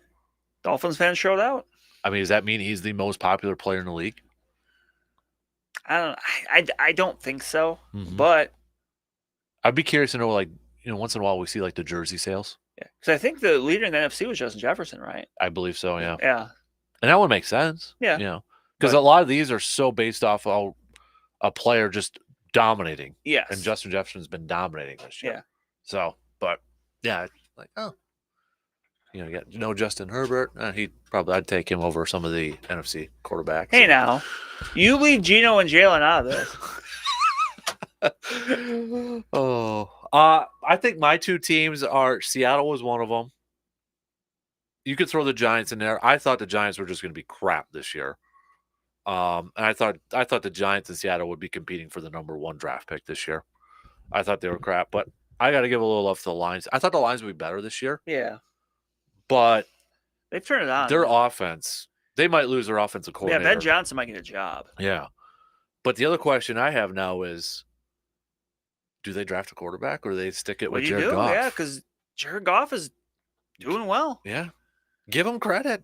Yeah, you got to give Jared Goff a lot of credit, especially how the year started. Mm-hmm. Like, compare him and Carson Wentz in their career right now. And when Jared Goff was traded to the Lions, everybody just was ready to wipe off. What are they even doing that for? He wasn't going to be the starter after a year. Mm-hmm. And right now, they might not even be in a position to get a court. Well, I guess the Rams pick. They get the Rams pick, so that's such an interesting trade now too, because look, the Rams got out of it what you ideally hope. They won the Super Bowl. Yeah.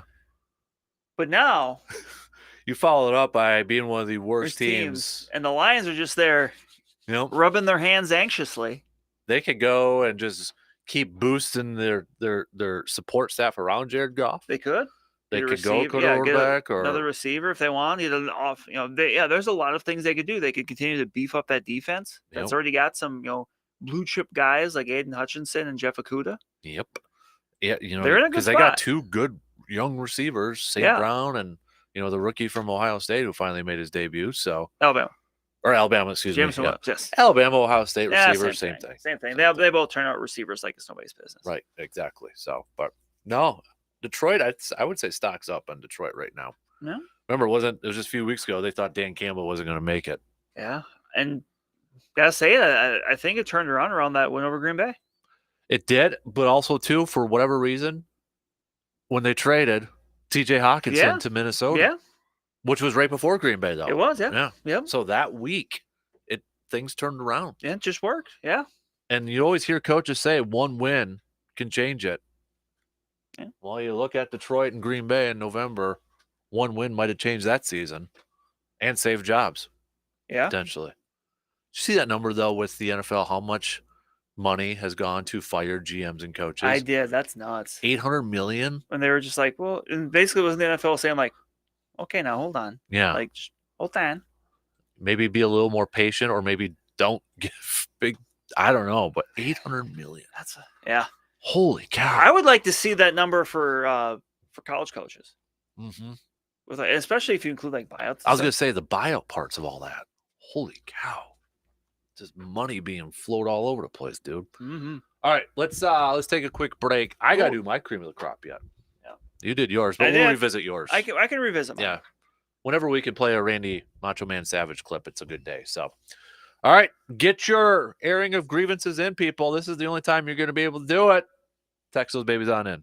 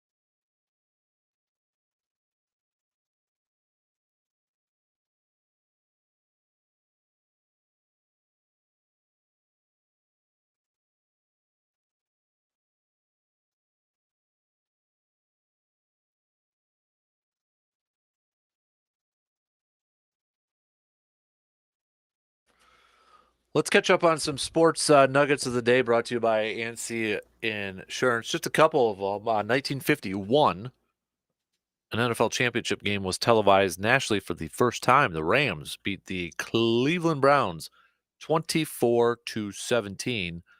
The Dumont Network had paid $75,000 for the rights to the game.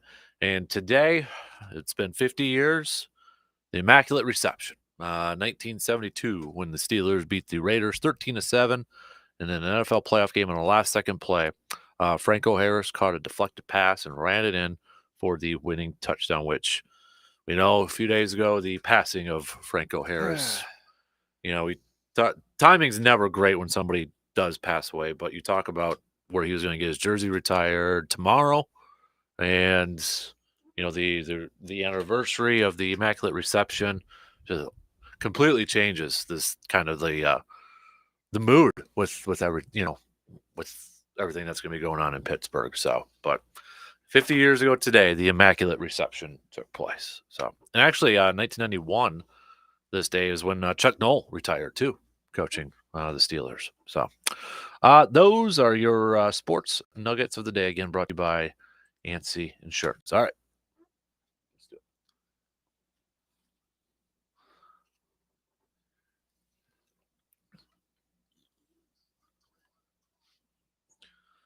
Did see some people, they've got a Christmas sweater of this cream of the crop. Ooh. I might have to get, I know, right? Ooh. Yeah. It would match your hat too. That's the thing. And here's the thing too. That would be great for our on location Festivus 2023. Ooh. Might have to see where we can purchase one of these. Oh yeah, right here. Oh yeah, there's a few of them. Not bad, about $40. That's doable, right? Yeah, that's about right. All right. So I like it. All right. So you already did your cream of the crop, but you might as well revisit it in case you weren't listening. In case you weren't listening for whatever reason, but go ahead. For me, my cream of the crop was Mets owner Steve Cohen for spending money. He's got money. He's making money. He's spending money. He's not sitting on it, right? He's not sitting on it trying to cry poor like so many owners in Major League Baseball are doing. And as I mentioned, I understand that it's a little bit different for him compared to some others, but still, none of these owners are losing money on this proposition. If owning a professional sports team was a losing proposition, you wouldn't see people beating down the door every time a team became available. Right. Yeah. I mean, what the Suns just sold for $4 billion, I think, in the NBA. It's not going to be too far where we see a team sold for $10 billion. Yep. I don't think, right? I mean, that's probably going to happen. Yep. And maybe in the next few years, probably. It's not going to go down. No. Yeah, values are not going to go down. I do wonder, will we see the day? And I don't know if this is if they could actually do this.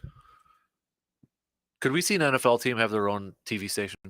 Like how baseball, the Yankees, yes. And all that sort of stuff. I mean, the one team, Dallas would do it. You'd think they would do it. Cowboys TV network. Yeah. I don't know, because they're so tied in with national networks. I don't know if national networks would allow that to happen. And I know, and maybe this is a moot point because of streaming stuff where you can go, the Packers will have a Roku channel. You can do that, and they'll have the interviews, the video clips, or some of their other videos on there. So yes, you have that. But I kind of wondered, if it was possible, 10 years ago when streaming wasn't a thing, or 15 years ago, I felt like the Cowboys would have done something like the Yankees did. Yes. If it was possible. And again, maybe they couldn't. Maybe they weren't allowed to. And I don't know. But you'd think they'd be able, I don't know. Because the football thing is such a 365. They would be able to pipe out content every single day. I mean, I know it's been a talking point, especially if you're listening to the Dan Patrick Show yesterday. National talk shows talk about the Cowboys every freaking day about something. So you'd think the team itself would be you could have your own in-house stuff. You could play old games if you've got. I mean, there has to be a way. Yeah. If you can, there has to be a way. Oh yeah. If you can, then you will. My cream of the crop, I'm going a little bit of a different route, but the last week or so with the weather we've been having, shout out to all the snowplow drivers, delivery drivers too, mail drivers. They have to go out there. Garbage truck drivers, police, state patrol, paramedics. If you're out there running around in it, doing something that we all appreciate. If you're one of those where the weather, it doesn't matter if the weather, you don't have a snow day. Yeah, you don't have a snow day. So and it just makes your job a little bit more difficult, or maybe makes you work a little bit longer or something like that. Cream of the crop to all of you. You know what I mean? You know, what are you giving me that look for? No, no, I'll tell you off air. Oh, jeez. I hate it when you do that. I hate it when you It's do not that. bad. So- I just remembered something. Okay. But I was going to tell you, but then I forgot. Okay. But no, big shout out to, I mean, you know, yes, the snowplow drivers, but, you know, UPS is right across the street from us. I get in at 4 and they're already, you know, getting ready to head out. And I know I live on a hill and sometimes I feel bad watching like the mail trucks or, you know, and we're one of the last ones to get plowed just because of the rotation, which is fine. I'm not, you know, it is, but I like, man, those people have to go through some tough stuff sometimes. So shout out to you. You're the cream of the crop this week. You're out there listening as you're off doing your business. You're the cream of the crop. We appreciate you. Yep. Especially with the holiday season with the with UPS or FedEx or anything like that, cream of the crop. You are appreciated. Mm-hmm. So, all right, we got you ready for airing of grievances next hour? Next hour, I am. What would be the appropriate background music for this, you think? Do we do Christmas or do we do something else? I don't think we can. Would it be like Happy Christmas? It'd be a little weird with Happy Christmas music. And me being irritated? Yeah.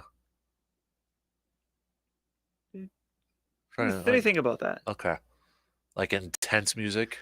Remember the Titans stuff on there. I don't know. Yeah, I gotta think about that one. All right.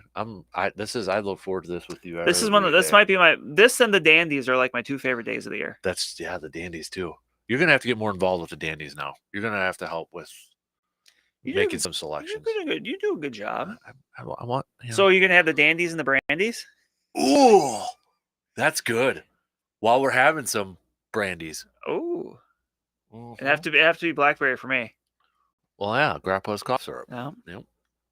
I'll be in July. I'll definitely keep the cough away. You know what? Well, now my mind's going. We could do a live show from the Lublin softball field for the Dandies and the Brandies. Are you or Atwood? Are you gonna get reception? That's a good question. I don't know. Either of those places. There's got to be a bar with an internet somewhere around there that we could do that, right? Somewhere. Possible. Possible.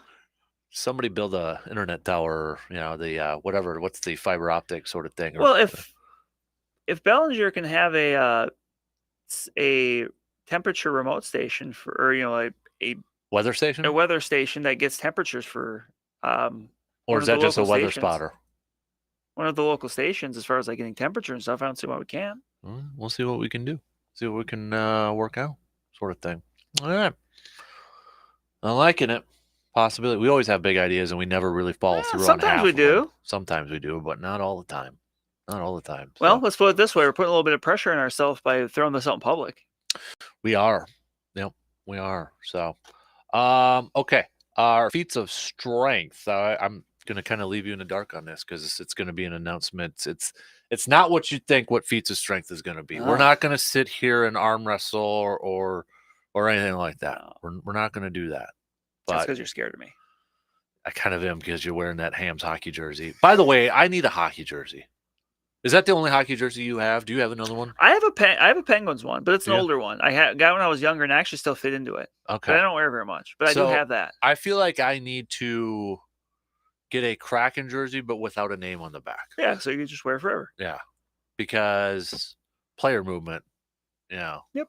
I just know. And the Penguins one I have is not it's the 90s like Penguin with the the black and yellow with like the little Mario Lemieux. Yes, the Mario Lemieux era or Jaromir Jagr. And the sweet mullet. Is he still playing somewhere? He's got. I'm playing in like Russia or something. Probably. He's playing overseas. I know that because he's in like his upper 40s. Yeah, still going. How about that guy, man? Who's your favorite hockey player of all time? And you can't pick Shorzy. It might be Jaromir Jagr. Yeah. I don't know. Like just recent, like as a kid, I was always the Red Wings. So Sergei and Stevie Y were my two. But Alex Ovechkin, ever since they won the cup and how he celebrated, he's gotten a special place in my heart right now. Yeah, he's got. Everybody picked Wayne Gretzky when we were kids. It's a great one. Yeah. I think I still have a Nintendo game of Wayne Gretzky hockey on there. But all right, so we'll get to the feats of strength just past 8 o'clock, and then right after that, it's the airing of grievances, the one time of the year where we have a big list of things, appropriate ones that we can say on the air. Sports grievances. Yes. Or, fun ones out there or something like Yes, that. like I said, I have one non-sports one that I think Yep. will be allowable. All right, good. Since we got a couple minutes left, I'm gonna switch gears again here. You see what's I think it was brought up on Aaron's appearance on the Pat McAfee show, the UFO lights. Did you see that? I didn't. Now the Milwaukee Journal Sentinel's got an article about it. Oh boy. It's making some waves. It's kind of crazy. So this light show, I think it was in by Kimberly, if I believe it or not. I'm trying to load up the article in there. It's kind of a crazy lights right there, like really weird. So I don't know if I ever asked you, do you believe in UFOs? Yes. You do? I do. Do you believe in aliens? Yes. As in the aliens that walk and drive spaceships? I believe we are not alone. Okay. I might have to show you this video, see what your thoughts are on this. It's kind of creepy. Like, I don't know what the heck it is. I don't have an explanation for it, man. Maybe it's Greg Jennings. He does put his team on his back. Yeah. I don't know. Kind of weird. Do you think you ever saw a UFO? I doubt it. And there's not a time I can think of where I looking up in the sky and like, what's that? Like maybe I was looking up at the stars and there was one there, but I didn't notice it. But like, did I recognize it? I don't think so. I'm seeing so like People Magazine has a post from the other day. They're saying it's a Christmas lights display. So I don't know. We'll see. I guess I could see it, but that's just still kind of weird.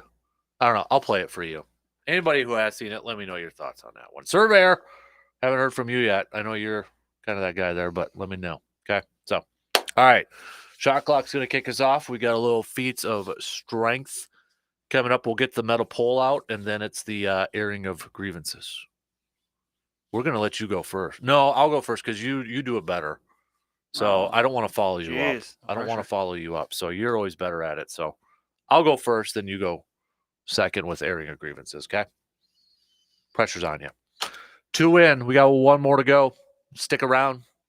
Festivus officially kicks off in just a couple minutes.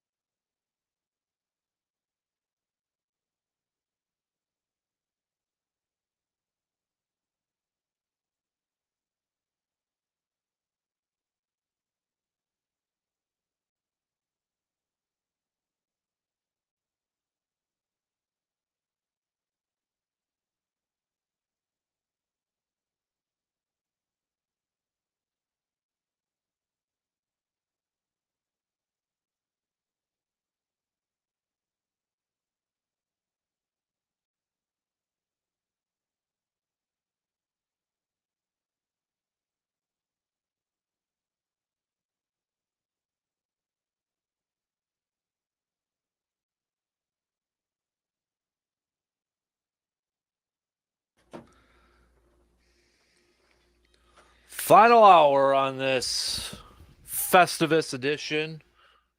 Dan Kasper Show with Mr. Brandon Berg. Hopefully you're all off to a fantastic start and you're staying warm out there. Be careful on the roads out there too. We know they're still slippery and that sort of stuff, so be careful with the wind and that such.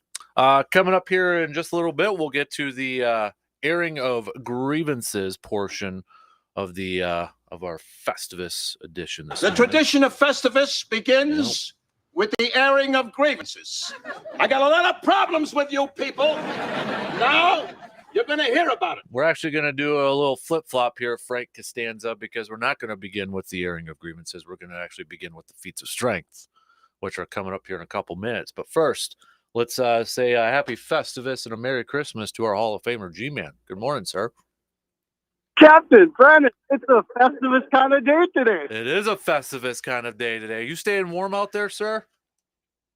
Sure am. Got everything I need. And one place at a time, we'll be done, and we'll just go from there. I like it. I like it. So if we were going to be at the Dew Dodge, and if you were going to be there, G-Man, I was going to announce something while you're there. But since you're on the phone now, I'm going to announce it. Okay, G-Man? You ready for this? Oh, I'm ready. All right. So we are doing this now every year at the end of the year where we are going to announce the Sports Talk MVP, the MVP of the year. And in fact, it's going to be named the G-Man Sports Talk MVP of the year. And the first winner of the Sports Talk MVP of the year is G-Man. So G-Man, you're going to be getting an award, and it's going to be named after you, the Sports Talk G-Man MVP of the year. The person or people who do just fantastic things for the community, do fantastic things, for anybody or anything out there, big time supporters and such. And I don't think there's anybody that's more deserving than for the first MVP than our very own G-Man right there. So G-Man, got the award named after you, and you got the award coming to you there, big guy. You're the MVP. Add MVP to the Hall of Famer now. How about that? Captain, am I 100% right with the shirt you're looking at right now? Winter, spring, summer, fall. They called G-Man to do it all. You betcha. You bet your 401k on that, man. And like JR says, you can't make this stuff up. You can't make it up, man. You can't make it up. So, yeah, our first MVP award that will be given away at the end of every year now, the G-Man MVP award goes to G-Man this year. So we got you. Thank you very much. We got something coming for you, so I'll keep you posted. Okay, there, big guy. Yes, that would be great if we can all come and have it. Oh, man cave! I only have one can left out of my huge six-pack, and I still look at it, and it's just impressive just to look at. You're gonna have to reload up, man. Well, I'm going to reload up. I love it. I love it. So you have a fantastic Christmas, G-Man, and thank you for everything you have done for not just us, but everybody in the community. I mean, Festival Toys, Backyard Dreams, everything. I mean, you're kind of like Santa for a lot of people around here, G-Man. So big thank you, sir. I really appreciate that, Captain. Thanks a lot. That means a lot to me to help out the community. That's what it's all about. You're always there to help out people, man. So we appreciate it. Appreciate everything about you and everything you do. You guys have a great holiday, and we'll talk to you later, okay? You got it. Stay warm out there, buddy, okay? Okay, thanks. You got it. There you go. G-Man. So, yeah, every year at this time, probably around, because Festivus usually is our last episode of the year. Usually. Somewhere around there. So, we're going to be doing kind of our own MVP giveaway, and it's going to be named the G-Man MVP for who does some fantastic things in our community, in our area. Big-time contributors, all that sort of stuff. So, well, the NBA recently renamed all their awards. Michael Jordan's the league MVP. Yep. Very fitting to have G-Man be the Sports Talk MVP. So, yep. We're actually going to have like a plaque trophy sort of thing there too. So it's going to have a nice bronze G-Man from the golf outing. Ooh, I do have a picture. You know what? We might want the title belt. We might have to get another title belt for that one. By the way, speaking of title belts, did you see what's the golf tournament that Tiger and his kid played in? Oh, dang. Yeah. So Vijay Singh and his kid won. Did you see what they won? Did they win title belts? Mini title belts. Nice. I'm like, you guys stole that from Casper Classic. They're not even the full-fledged. They're like mini ones. I'm like, you sons of They could have did better. Right? And they were like a weird red, pink Meh. color sort of Meh. thing on there. I think we're going to get a little bit bigger next year for the Casper Classic. So, but You're yeah, gonna go obnoxiously big. I mean, I'm might have to have the spinning sort of thing. Oh, on the there. spinner. Yeah. the John Cena spinner, huh? Mm-hmm. Oh yeah, obnoxious. Do we go like white too, so it just really pops? Pops? Up? Yeah. We got plenty of time to think about that one, right? We got plenty of time. We do. So, but all right, are you ready to do this? Feats of strength.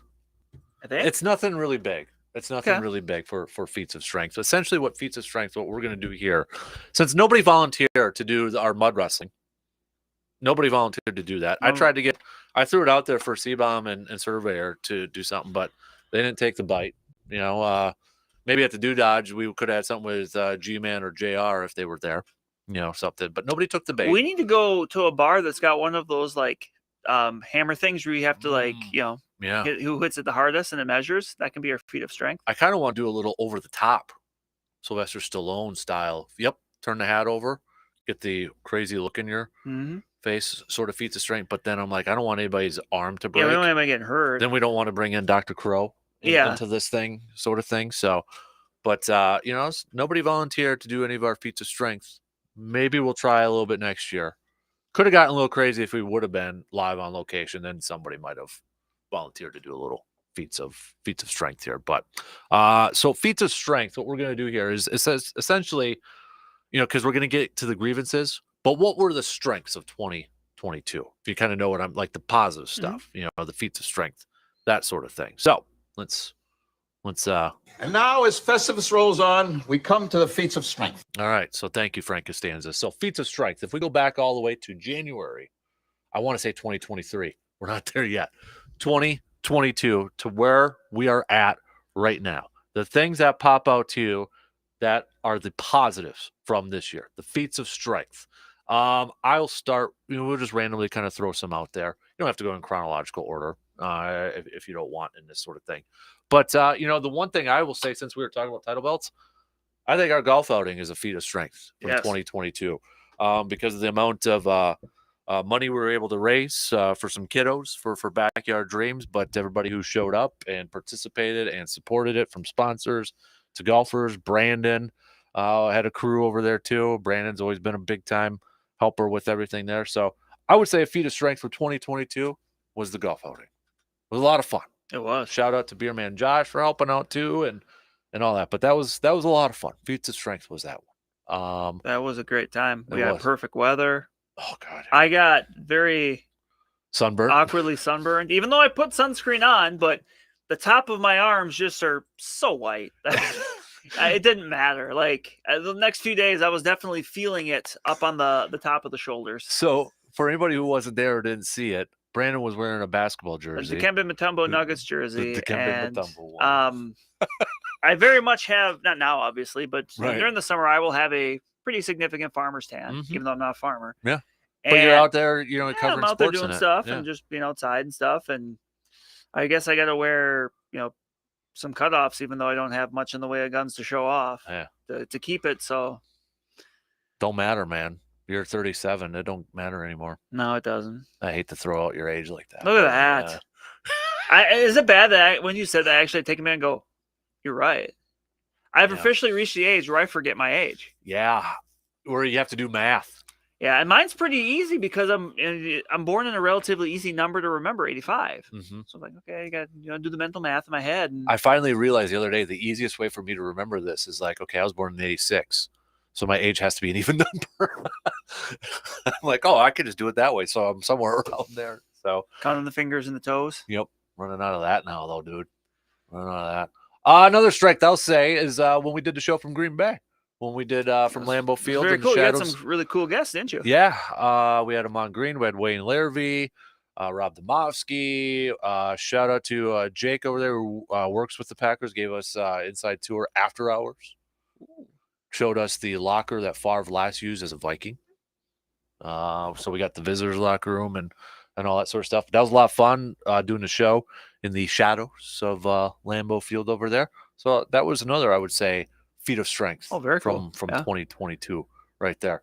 Also, we mentioned earlier in the year too, we were awarded second best show in the state, but we're going to do better this year. 2023, we've got to get number one, right? We've got to get number one. Let's do it. So, but we racked up some more WBAs in 2022, which, if anybody doesn't know, that's sort of Wisconsin Broadcasters Association awards out there too. So I would try to come up with some sports ones in that, but we don't really have a whole lot from Wisconsin. As far as like Wisconsin regional state sports, yeah, not too much. And I mean, there's a lot of local ones, you know, and that's it. For me, there's so much I could say local. I mean, yeah. You know, you look at, I mean, and I don't want to leave anybody out. And that's it. I mean, we've not just, there's obviously we've had many state champions in many different sports, but also, team, like for me, it's always cool when you see a team that, they make it to state and they've never been there before, or you see a team that hasn't done, hasn't made a big run before and they do it, because you see the communities get involved, and that's always so, so rewarding to see. Yep. And I know you usually do a write-up, so I won't ask you to kind of, I think you kind of do like a year-end sort of thing. And that'll actually be next weekend. I was working on that this week since Mother Nature gave us a little time. Yep. So I don't want you to make any of your picks right now. So, but, those were kind of some of my strengths of the 2022 year. And then, look, it's important to highlight some of the strengths, because there are good things. I mean, we're going to say some, in my case, many things I did not like, but it's also important to highlight the positives too, because there's good things happening. And probably the most important feat of strength to wrap it up here before we get to the airing of grievances, Brandon, is everybody who listens. Yes. Everybody who listens. Otherwise, we wouldn't be doing it. So we're not here if nobody's listening. Yep. And I can't tell you how many times I'll have people tell me, it's not just like, oh, this is my, a friend of mine, or, my mom, who, as we know, or listens, but like just people I would never expect. They'll just come up to me that I know, but I don't, they'll just come up to me and say, oh no, Dan does a really good job on the show. Listen all the time, that kind of stuff. It's like, no, it's what you're doing makes a difference. It's really cool to hear people let you know that. Yeah, it is. So I always love hearing that too. Like if I'm walking through a store or something and somebody kind of gives me a look, sort of thing, and then they'll ask, which is, kind of cool. So big thanks to everybody who listens, even though if you don't like us or don't agree with. But that's what's I think. You don't have to agree. But that's the best thing about sports, in my opinion. I've always said this. You don't have to agree with everybody's opinions, but nobody's really right or wrong, because you don't know what the full right well, that's answer it. Like, I'll come on here and talk all the time about stuff, especially like if I'm talking about the Brewers. Like, how many times do I say, "Oh, I think the Brewers should do this," and they do something else, and then maybe something else they do works way better. Like, that's it. Like, that's the best. We don't have the key. Yep. And the best thing is that you can disagree and you can have the barroom banter, but you're not upset with the other person. It doesn't get political where you're so well. And that's it. And that's the thing I love about sports, is you can have those conversations, but at the end of the day, you realize, at the end of the day, it's sports. Yeah. Like, there's no reason to, get super duper hot and bothered like people may with other stuff. Yep. Exactly. So it's tough. I know it's tough at times when you get into those, like, we've all been there with a sports debate, right? But then it's like, it's usually, all right, you're sharing a beer or something like that. Just take a couple minutes to breathe easy and move on, because it's good banter to have, because we don't know the answers, right? If we knew all the sports answers, it wouldn't be as fun. It wouldn't be fun to watch sports if you knew, if the Packers were going to win on Sunday, or if you knew if this draft pick was going to work out. Yeah, no, that's fun. Yep, that's why we love the draft, right? Yeah. That's why. How often do draft picks actually work out? But here, if in an NFL draft you get like 2 or 3 players that work out from it as like good players, that's considered a great draft. Yeah. Yep. You can go 30% and be a GM at a place for life. Yep. There's a lot of other jobs in this world that would love to have that percentage. Yep. I agree. We've actually gotten a few nominations for feats of strength for next year, so I like it. So maybe we'll find somewhere we can do that. We had push-ups as one. We had buck hunter as one. Oh, the punching bag game. I would suck at that thing. Yeah. Find a place with some golden tea. Ooh, they make those arcade games that you can put in cabinets, and they got a golden tea one, and I kind of want it. I just don't have room for it. I don't have room for that thing on there, but that's a good one too. Golden tea. Yeah. Like, I was never at any bars that really had it, but I know it's a big deal for other people. Mm-hmm. Like, it was never where I was, but I know Right. there's people that And the swear by it. graphics aren't the greatest. It's, No, it's who like cares? yeah, You're it's you're a hitting, ball. you're hitting the and ball. Yeah, rolling you're hitting the it. ball. Yep. What is the best? This might be a good question. What is the best arcade game of all time? Like I'm talking arcade. You had to put quarters in that thing. Or what's everybody's favorite? I mean, NBA Jam's got to be on there. NBA Jam's got to be on. You can get that by that one too. I'm sure. I remember playing Turtles at Shopko when Shopko in Lake Cali was there. Yeah. You remember the game room they had in I there? remember when they had NBA Jam there too. Yeah. And I remember Happy Joe's in Medford, the game room, they had Turtles in there too. But I always remember as a kid, it was Shopko and Happy Joe's, the Turtles. I remember playing Pac-Man at Silver Dollar south of Thorpe. Wow. Oh, man. That's a good one. It's a good way to kill time while you're waiting for your food, man. Yep. There's a bunch of other arcade games, though.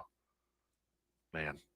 So, yeah, text us. What are we're missing? But those, like, we're talking like the ones you had to put the quarters in. Yes. You know, and you had to actually, play to go. Yeah. Yep. Win tickets and all that stuff and go in the back room. And I remember one time, a school trip, we went to, I don't know if it's still around or what it's called now, but it was Moulton's, the skate place in Eau Claire. okay. And there's a game where the light you have like a light goes around in circles and you have to try to hit the button to stop it. And if you hit if you hit like dead center, you like win the jackpot. Okay. And I won like twice in the same day. I just Nice. I had the eye, I had the eye going.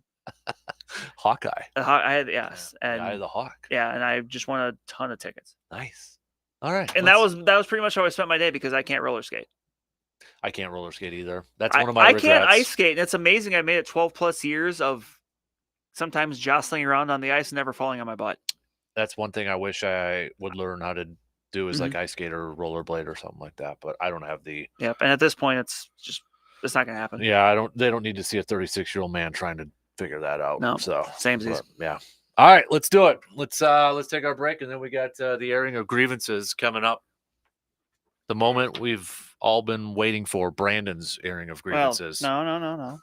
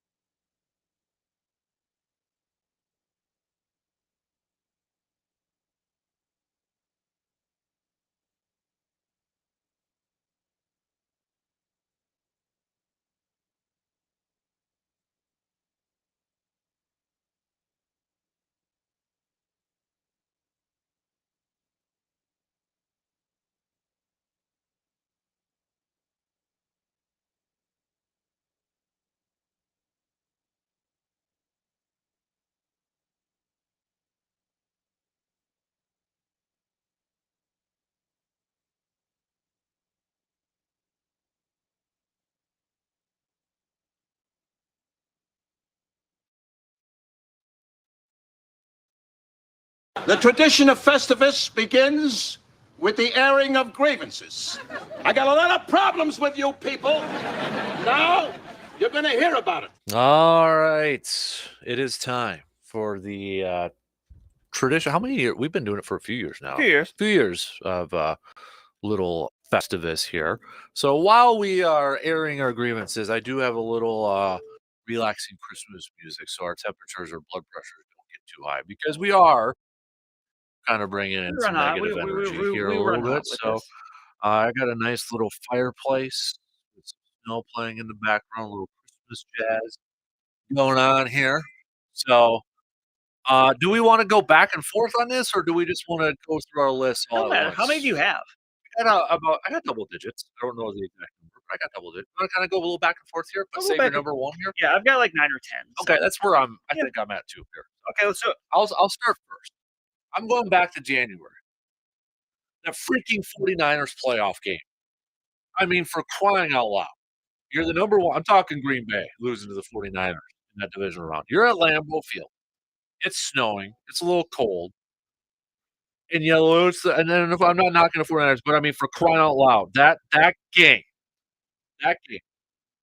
irritated me. Like I usually, I've gotten with the older I've gotten better with losses. Like I don't let it affect me. That one I sat in the man cave with the lights off for a while because I'm like, how in the world did we lose that game? For as they looked like they were starting off, and then the special teams thing. I mean, it was just the whole lore of home field at Lambeau Field. I don't want to hear anybody talk about it. That's what was annoying me last week. Lambeau Field lore died when Michael Vick won there in 2002. Yeah, like when they were talking LaFleur and Rodgers, well, it's Packer weather. No, if this was Packer weather, you would have won that game in January. You would have beaten the Buccaneers in the NFC Championship game. That doesn't exist anymore. I'm sorry. That's out of the window. So that 49ers playoff game, that royally annoyed me because they should have gone to the postseason or the Super Bowl, excuse me. They probably would have won the Super Bowl if they would have gotten there. I think they could have beaten the Bengals, the Packers. The last couple of years, they should have one more Super Bowl championship. So there's a few of them in there, but that playoff game pisses me off. That Lambeau Field, home field advantage thing, it's non-existent. The fact that we're going to miss the postseason this year, yep, I gave away my pick. Miami's going to win. It's just the whole thing the last couple of years. Green Bay, airing of grievances. All right, my first one, I will go with the non-sports one, but I feel like you're going to approve of this. Mother Nature. What are you doing this month? Like, I'm trying to think of the last time we've gotten bombarded like this by weather. Yeah. In December. In a week. I want to be out there covering stuff. Instead, I'm sitting in the office. Yeah. Mother Nature. We made it to Christmas and schools are already out of snow days. You are an evil. You're a run one. Mrs. Winch. I agree with you. It's a Festivus miracle. Yeah. Ooh, that was a weird, you kind of had to. I was expecting that. Yeah, a little Kramer. All right, my turn now? Mm-hmm. All right, I'm going back to Green Bay in the offseason. You signed Sammy Watkins as your veteran wide receiver to, kind of fill in the gap and maybe not have to rely on, your rookies of Romeo Dobbs and Christian Watson right away. How did that work out? You released him, and now he's going to be with Baltimore, where he's probably going to catch like multiple catches this weekend and a couple touchdowns. But for crying out loud, how many years have we wanted Green Bay to draft a receiver? Even when Devontae was there. How many years? Because the Packer way, ever since Ted Thompson was there, you keep the cupboard full. So when the next guy leaves, you got somebody who's ready to step in and fill that role. Started, you had Driver, you had Jennings, and they drafted James Jones, then they drafted Jordy Nelson, then they drafted Randall Cobb. You had that cover, and then Devontae Adams. So whenever that guy left, it was time for the next person. He didn't do that, and look what happened this year. It took a while for Christian Watson to become Christian Watson. Alan Lazard is not a number one. Romeo Dobbs started off fine, but he's not a number one either. And then he got hurt. Goody, you failed. You failed in the offseason to address that position. You failed the last couple of years to address that position, to bring in a veteran or draft somebody a couple years ago so that they could be that veteran this year, they probably would have won a couple more games with adequate offensive performance, even with the defense. And I mean, I'll just go into my next one just because I brought it up. Yeah, Okay. The defense, for all this crap talk about you being a top 5 unit this year, what the hell? Joe Barry, players not playing up. Maybe the talent's not there. But I mean, I can't remember the last time that it was like, oh, for sure thing, it's going to be a top 5, top 10 unit. And they have just been god awful. I think there's talent there. For whatever reason, it ain't working. And it better. I'm sorry. I don't like advocating for people to lose their jobs. I hate that. I don't like it. But there's not a lot that you could say, yeah, we should bring Joe Barry back next year. So I got a lot on Green Bay this year. And, well, look at it. It is how it is. So, all right.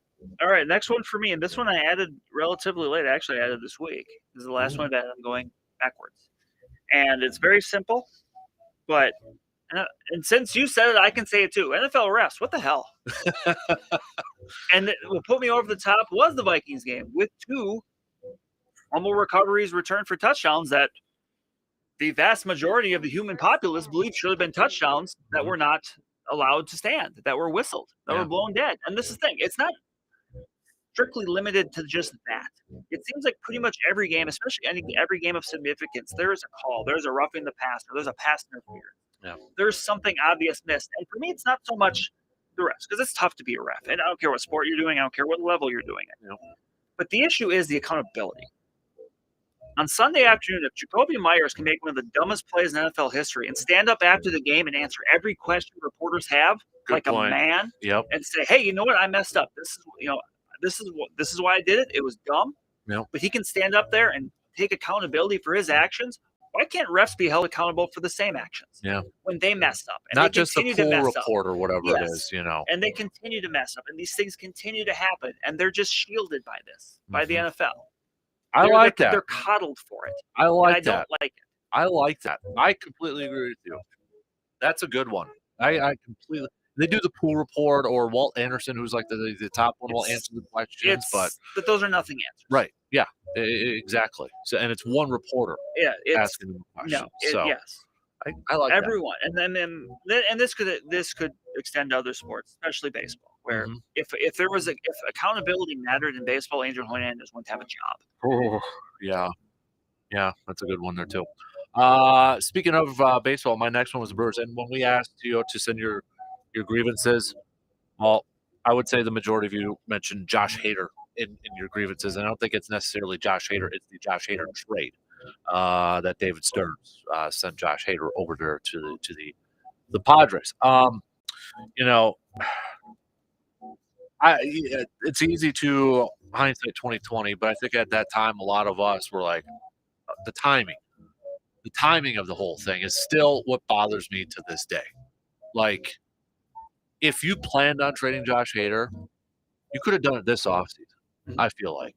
Why would you trade your closer, your all-star closer, one of the best closers in all of baseball, when you're in the run for a playoff spot? When you're leading your division at the point. Yeah.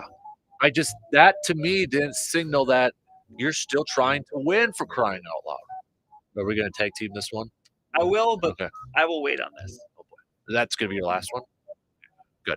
So, just that to me, and I know that's going to be a lot of people's one out there, that never made sense to me at the time. I get it with the financial thing, but the timing of the thing just really annoyed me. And obviously it affected the locker room. It affected that clubhouse. It ruined the Brewers' chance of the postseason. Not saying they would have won the World Series or anything, but we could have been talking about the Brewers making the postseason for 5 straight years, which just never happened. They won 4 times in a row, which never happened. But gosh, that thing just whatever. So, all right, my next one. I think of it as far as sports, but it can apply anywhere. But I got a question for you, Dan.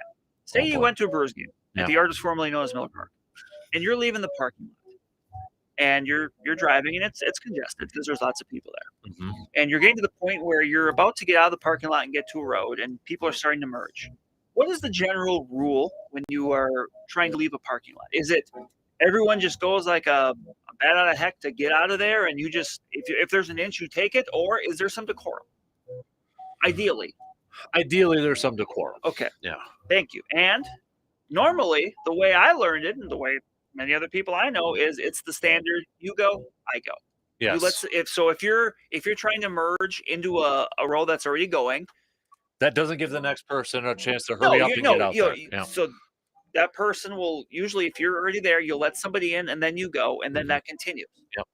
That doesn't happen a lot of places. And I remember this story specifically. I went to a brew game with my dad. I think it was 2011, and it was a weekend series against the Twins. It was a Sunday afternoon game, and game's done. Whatever. There's 40,000+ people there. We get back to my dad's truck, and we just pulled our lawn chairs. We said, like, we're not going anywhere. Yeah. And there was a vehicle that was trying to leave, and it was a family. And this person, the person that's driving the car, they're on their horn, like they're basically like every inch they can take, they're trying to take. And people around them who are just, they're not in their cars, they're just waiting. The guy's got the window down at the time. He's trying to say very nicely, like, hey, look, you're not going to go anywhere very fast. There's 44,000 people trying to leave out of like 3 exits at once. Just take your time. Well, the guy wasn't having it. He's rolling up his window and he's still hammering on the horn. It's just like, you have to understand where you are. Yeah. And you have to understand the process. It's not all about you. Yep. It's not all about, well, how can I get out of here really quick? Well, I got news for you. Leave the game early or don't go. You got 44,000 people trying to leave through 3 different exits. What are you going to do? Right. Like, common sense. Yeah. I mean, Lambeau is awful to get out of. But you go into it knowing that it's going to be a little bit to get out of there. Unless you have a secret parking spot or you've got, you're paying a little bit more for those premier parking spots out there. But that's part of the commitment. That's part of the to go in the game. You understand when you're going to a major sporting event, you're not getting out of there on the highway in 5 minutes, generally. Yep.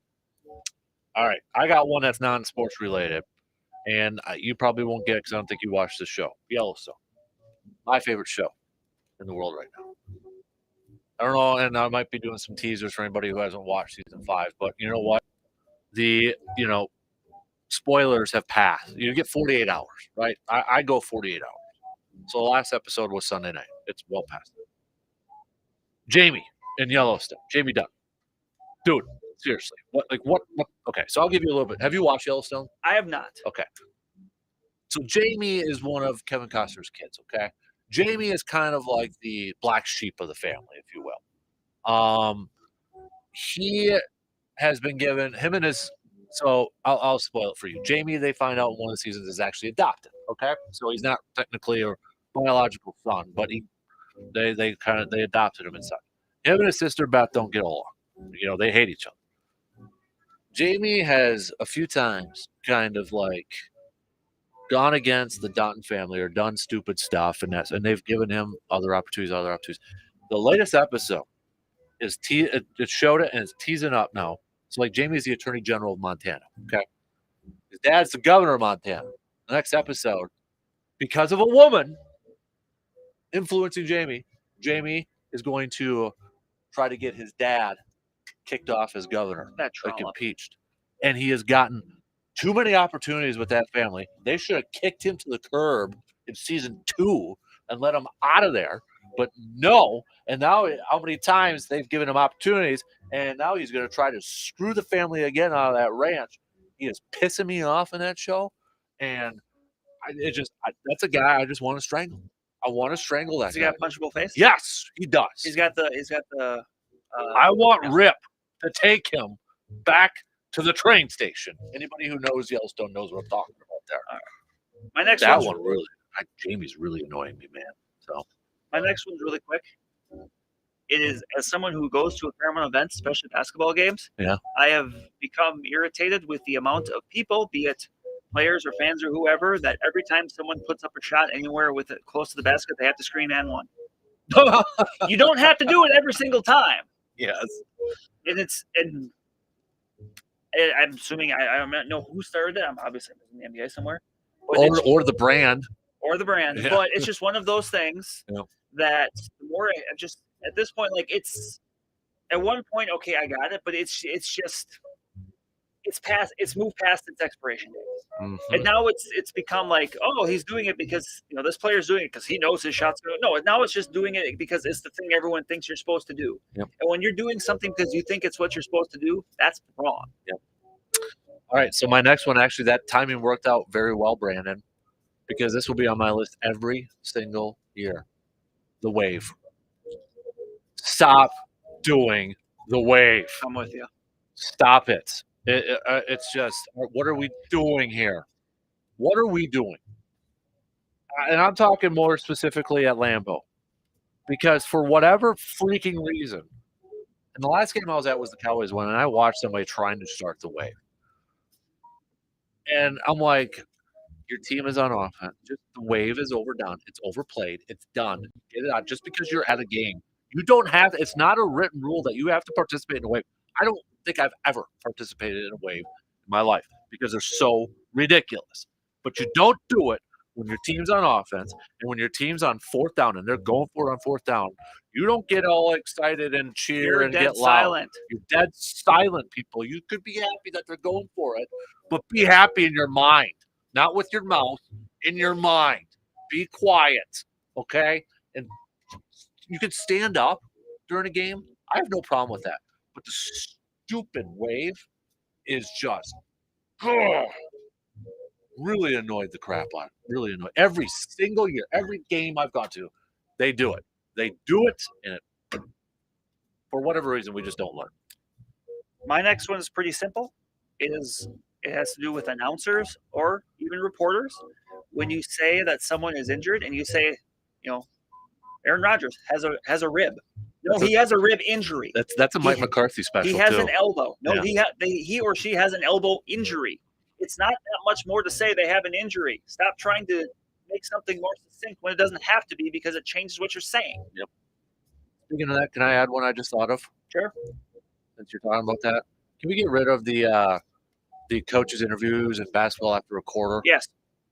That They're not gonna stupid say stuff. anything. Right. Leave them alone. Let them coach the game.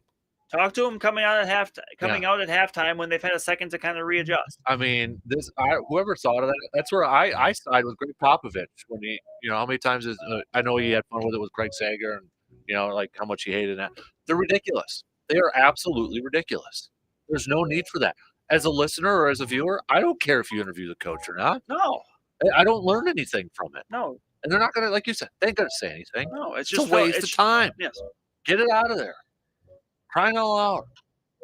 All right, my next one, I'm going a little bit off-road here. Not literally, but kind of. NASCAR. Ooh. The last few years have been better for NASCAR. I will say that. Okay. They really kind of hit rock bottom about 4 or 5 years back. But things have been better. However, I'm going to take them to task for leaving Road America. The last 2 years, they've run the cup race over the 4th of July weekend in Road America and drawn big crowds. And I believe it was Bill Michaels on this very network who had mentioned that both of those races were over 100,000 people, or at least around there. Mm-hmm. That's a lot of people for a NASCAR race these days. Yeah.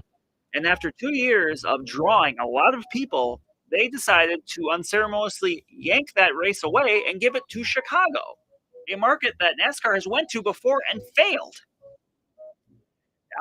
At this stage of the game, I don't think NASCAR is necessarily in the market of being able to be choosy with where they're drawing, because they're not drawing everywhere. Yeah. If someone's giving you money, you take the money.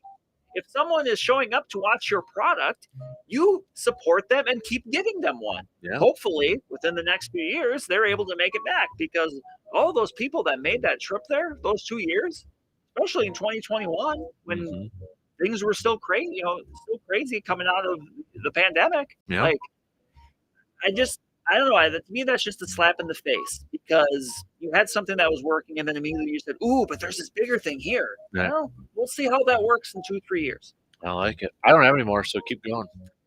All right. Is this your last one, or do you have? I've got a few more. Yeah. Oh wow. I think I've got 3, with my last one being a bit lengthy. Okay. My third to last one, quote unquote, neutral site games for college football games. Example, this year, Oregon and Georgia playing in Atlanta. That's not neutral site. That's not neutral site. Even Wisconsin, when they played LSU at Lambeau, that's not neutral site. No. Part of the big allure of college football is your on-campus venues. Play them games there. I'm tired of seeing these. Oh, we'll play you, but when Alabama played Wisconsin the first time, we'll play you in Texas. Why? Yeah. Why? What's the point? Like, it's just annoying to me. Like, I don't get it. That's fine for bowl games and stuff like that, but no. Another second to last, then EA Sports 2-parter. Number one, it's been this way for a decade and a half. Is it going to be with the Madden game? It's going to be with the Madden game. But at this point, I've pretty much lost hope that they're ever going to put effort into Madden. At this point, EA Sports is concerned with one thing when it comes to Madden. It is their ultimate team where people pay. Basically, you're paying extra money for certain features. That's what they're wrapped up in because they're making money off it. They've had pretty much the same game for a decade and a half, and no matter how many clever commercials and player cameos and random stuff you try to put out there, the game still sucks. The best Madden games were in the mid-2000s, and we'll figure it was when they still had competition. That's true, yeah. The second Madden, 2K, right? Madden died the second that they signed that EA Sports signed the exclusivity deal. The second the NFL gave them the opportunity to sign the exclusivity deal. Yep.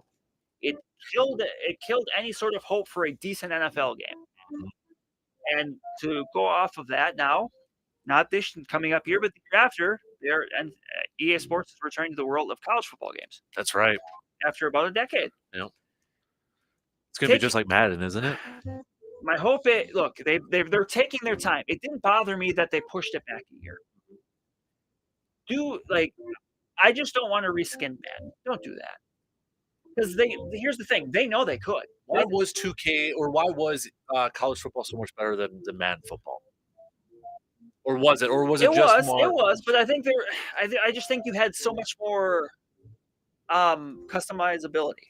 Okay. I mean, you had more teams. There's just more stuff there's certain things you can do in college that you can't in the pros. Mm-hmm. Like there's just so much more you could do with it compared to the NFL games, which have been just very boilerplate at this point. Mm-hmm. So EA, you have an opportunity. Take your time with it. That's fine. But don't half-ass it. I like it. Because I wish everybody could see Brandon's look when he says this stuff too. It's awesome. He's intimidating me right now. Yes. And number one. Oh boy. Number one. You alluded to it a little bit earlier. You want a photo? But I am going to go into a little bit more detail here. The 2002 Milwaukee Brewers. You are my number one gripe of Festivus. And by 2002, I mean this entire calendar year. Starting back once we knew there was going to be baseball this year. And, well, I can start with Mark Ananasio. Where to start there? When Mark Ananasio trumpeted the signing of Andrew McCutchen, like he was signing in his prime Ryan Braun as opposed to a late career platoon bat. And tried to say, oh, no, well, we weren't going to pay the money, but this is, we got to put this over. Mark Ananasio has not had a great year when it comes to the court of public perception.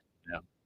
As someone who talked about how, well, we got to see how we spend money, but yet was spending money. Sports memorabilia. Which, hey, it's certainly within his right to do that. Yeah. However, you have to understand that people are going to look at that a certain way. Mm-hmm. And then, the team gets off to the best 50-game start in team history. Things are rolling well. You mentioned the Josh Hader trade. And I said at the time that the fact that they made the trade didn't necessarily bother me, even though I would agree it totally torpedoed their season. If you're going to make that trade, get someone back that's going to do something positive for you down the stretch. Taylor Rogers didn't work. The best reliever they traded for, they DFA'd the next day. Denelson LeMay, who went on to pitch very well for the Rockies. Mm-hmm. And they DFA'd Denelson LeMay because they weren't anticipating they were going to be able to acquire Matt Bush. And number two, because they still wanted to keep Jake McGee, who they DFA'd 5 days later. What? You really had to keep a spot open for a 35-year-old reliever that you claimed off the scrap heap a couple months earlier? So, to the front office for that. To the players for putting on the boo-boo face after Josh Hader got traded. Yes, look, we were all bummed. And I get, you know what? You take a little time. But the fact that we're talking about this a month or two later, wow, I just can't believe they did that. Really? You can't get over that after that much time? You're pros. How many times has any of us worked out there with somebody and we loved them as a coworker, and then one day we find, they're not here anymore? Yeah. This happened with me with a boss who I absolutely adore. Just one day, hey, he's not here anymore. And I was mad. Yeah. You know what? I went back to work. And then you get through the season. Obviously, the season ends the way it does. Okay, that happens. You get to the offseason. Okay, you have a chance. You have a chance to do something good. The William Contreras trade, great. I have no gripes with that. You used a piece from the Josh Hader trade to help your team. Great. But what else have you done? As of right now, the Milwaukee Brewers are one of two teams in the majors that have not spent a single dollar on a legitimate major league free agent. It's them and the Marlins. What kind of message are you sending? Mm-hmm. When everyone else is willing, even the Pittsburgh Pirates, who I just took their owner to task earlier in the show for not spending, even they've spent money. This team is not, as of right now, it's not better than the St. Louis Cardinals. No. It needs help in the bullpen. It could probably use a third baseman or a second baseman. If you want to play Reese at third base, that's fine. Either way. You see some of these deals, you couldn't, if you wanted to beef up your offense, you couldn't give Wilbur Myers $8 million. Right. And have him play in the outfield, play in the right field and play first base against lefties. You couldn't make an offer to Justin Turner or Brandon Drury. I wanted Brandon Drury, yeah. It's just, and I was hoping that at least this part of it would be remedied by the time we got here. That they made a signing, okay, but they haven't. They've sat on their hands and knees when it's come to free agency or any other significant move besides William Contreras, and that's frustrating because I think any longtime Brewers fan would understand what the window they're in right now. You're not going to have Corbin Burns and Brandon Woodruff and Freddie Peralta forever. Maybe only one more year. You may only have one more year. Where is a bit of a sense of urgency? Look, you can say, hey, there's been some teams that have really overspent, and they drew too much. The Cubs threw too much money at Dansby Swanson. Okay, I agree with that. However, I would rather have a team that threw a little bit too much money at somebody as opposed to one that wasn't spending it at all. Mm-hmm. Yeah. So 2002 Milwaukee Brewers, not good. Not good. Not good. You have the ability to change this. Yeah. Go get a bat. Go get an arm. Help us Brewers fans come up after what was a pretty rough close to this year. Mm-hmm. Mark, you want to put fans in the stands? Give them a reason to come. Don't let malaise set in because you think, well, we're good enough being good enough. No, that's not good enough. Well said. I think it's a perfect way to wrap it up. All right, we got to take our break. We only have a couple minutes, so that was good stuff, man. That was good stuff. We'll be back after. I don't even know what to say. Oh, we'll be back.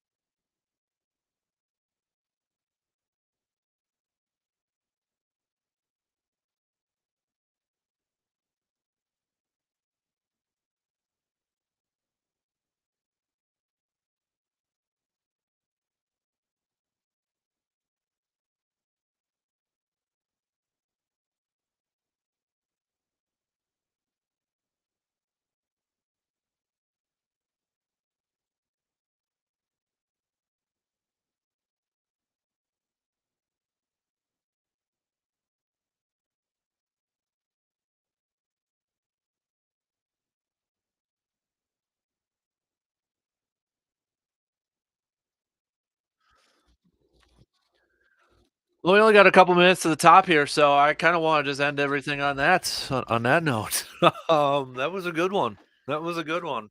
Now we got to wait 65 more days for the next Festivus. So next year, Festivus falls on a Saturday. So we'll have to do it Friday before. So the 22nd. We'll do a Fair. early version of that. So, all right, good stuff. I have, what? We never broke out the poll. We never did. Shoot, Aaron's taking it. No. Well, these are metal, so I mean, kind of, sort of thing. Everything got thrown for a loop because of one of your Mother Nature. So everything was kind of thrown around. Yeah, she did. She's a you know what. She is a jerkhead. Yeah, she's a jerk. So, but a little couple notes here. No show on Monday, and then no show next Friday. But then I won't be here next week, Tuesday, Wednesday, or Thursday. Taking some time off and such. So just a couple notes. There won't be any shows on Monday or Friday, and then some fill-ins for the Tuesday, Wednesday, and Thursday sort of stuff. So, but yeah, just giving you a little bit of a note right there. Got any? Yeah. Well, no, we're gonna save it for the podcast because Brandon and I are gonna save or do a podcast right when we're done with this. So, but it'll be a lot of fun. So check it out on your favorite podcasting platform. We'll get that up, Man Cave Podcast. So for the rest of you, have a very Merry Christmas. Be safe out there. Stay warm. Drive safe if you have to do any more traveling and that sort of thing. But hopefully you all have a fantastic Christmas and a happy New Year and happy holidays and all that good stuff there too. I just saw this. Mets sold 1 million in single game ticket sales since Wednesday. Weird. Right? Weird. Spending money helps you make money. Weird, right? Investing, huh? A little bit there. Just a skosh. Just a skosh. I got a feeling that number is probably going to go up. All right. Brandon, Merry Christmas. Rest of you, have a good weekend. Have a good holiday. I will talk to you in the new year. We'll have some shows next week, but you'll have some fill-in guests there too. So we'll see you down the road.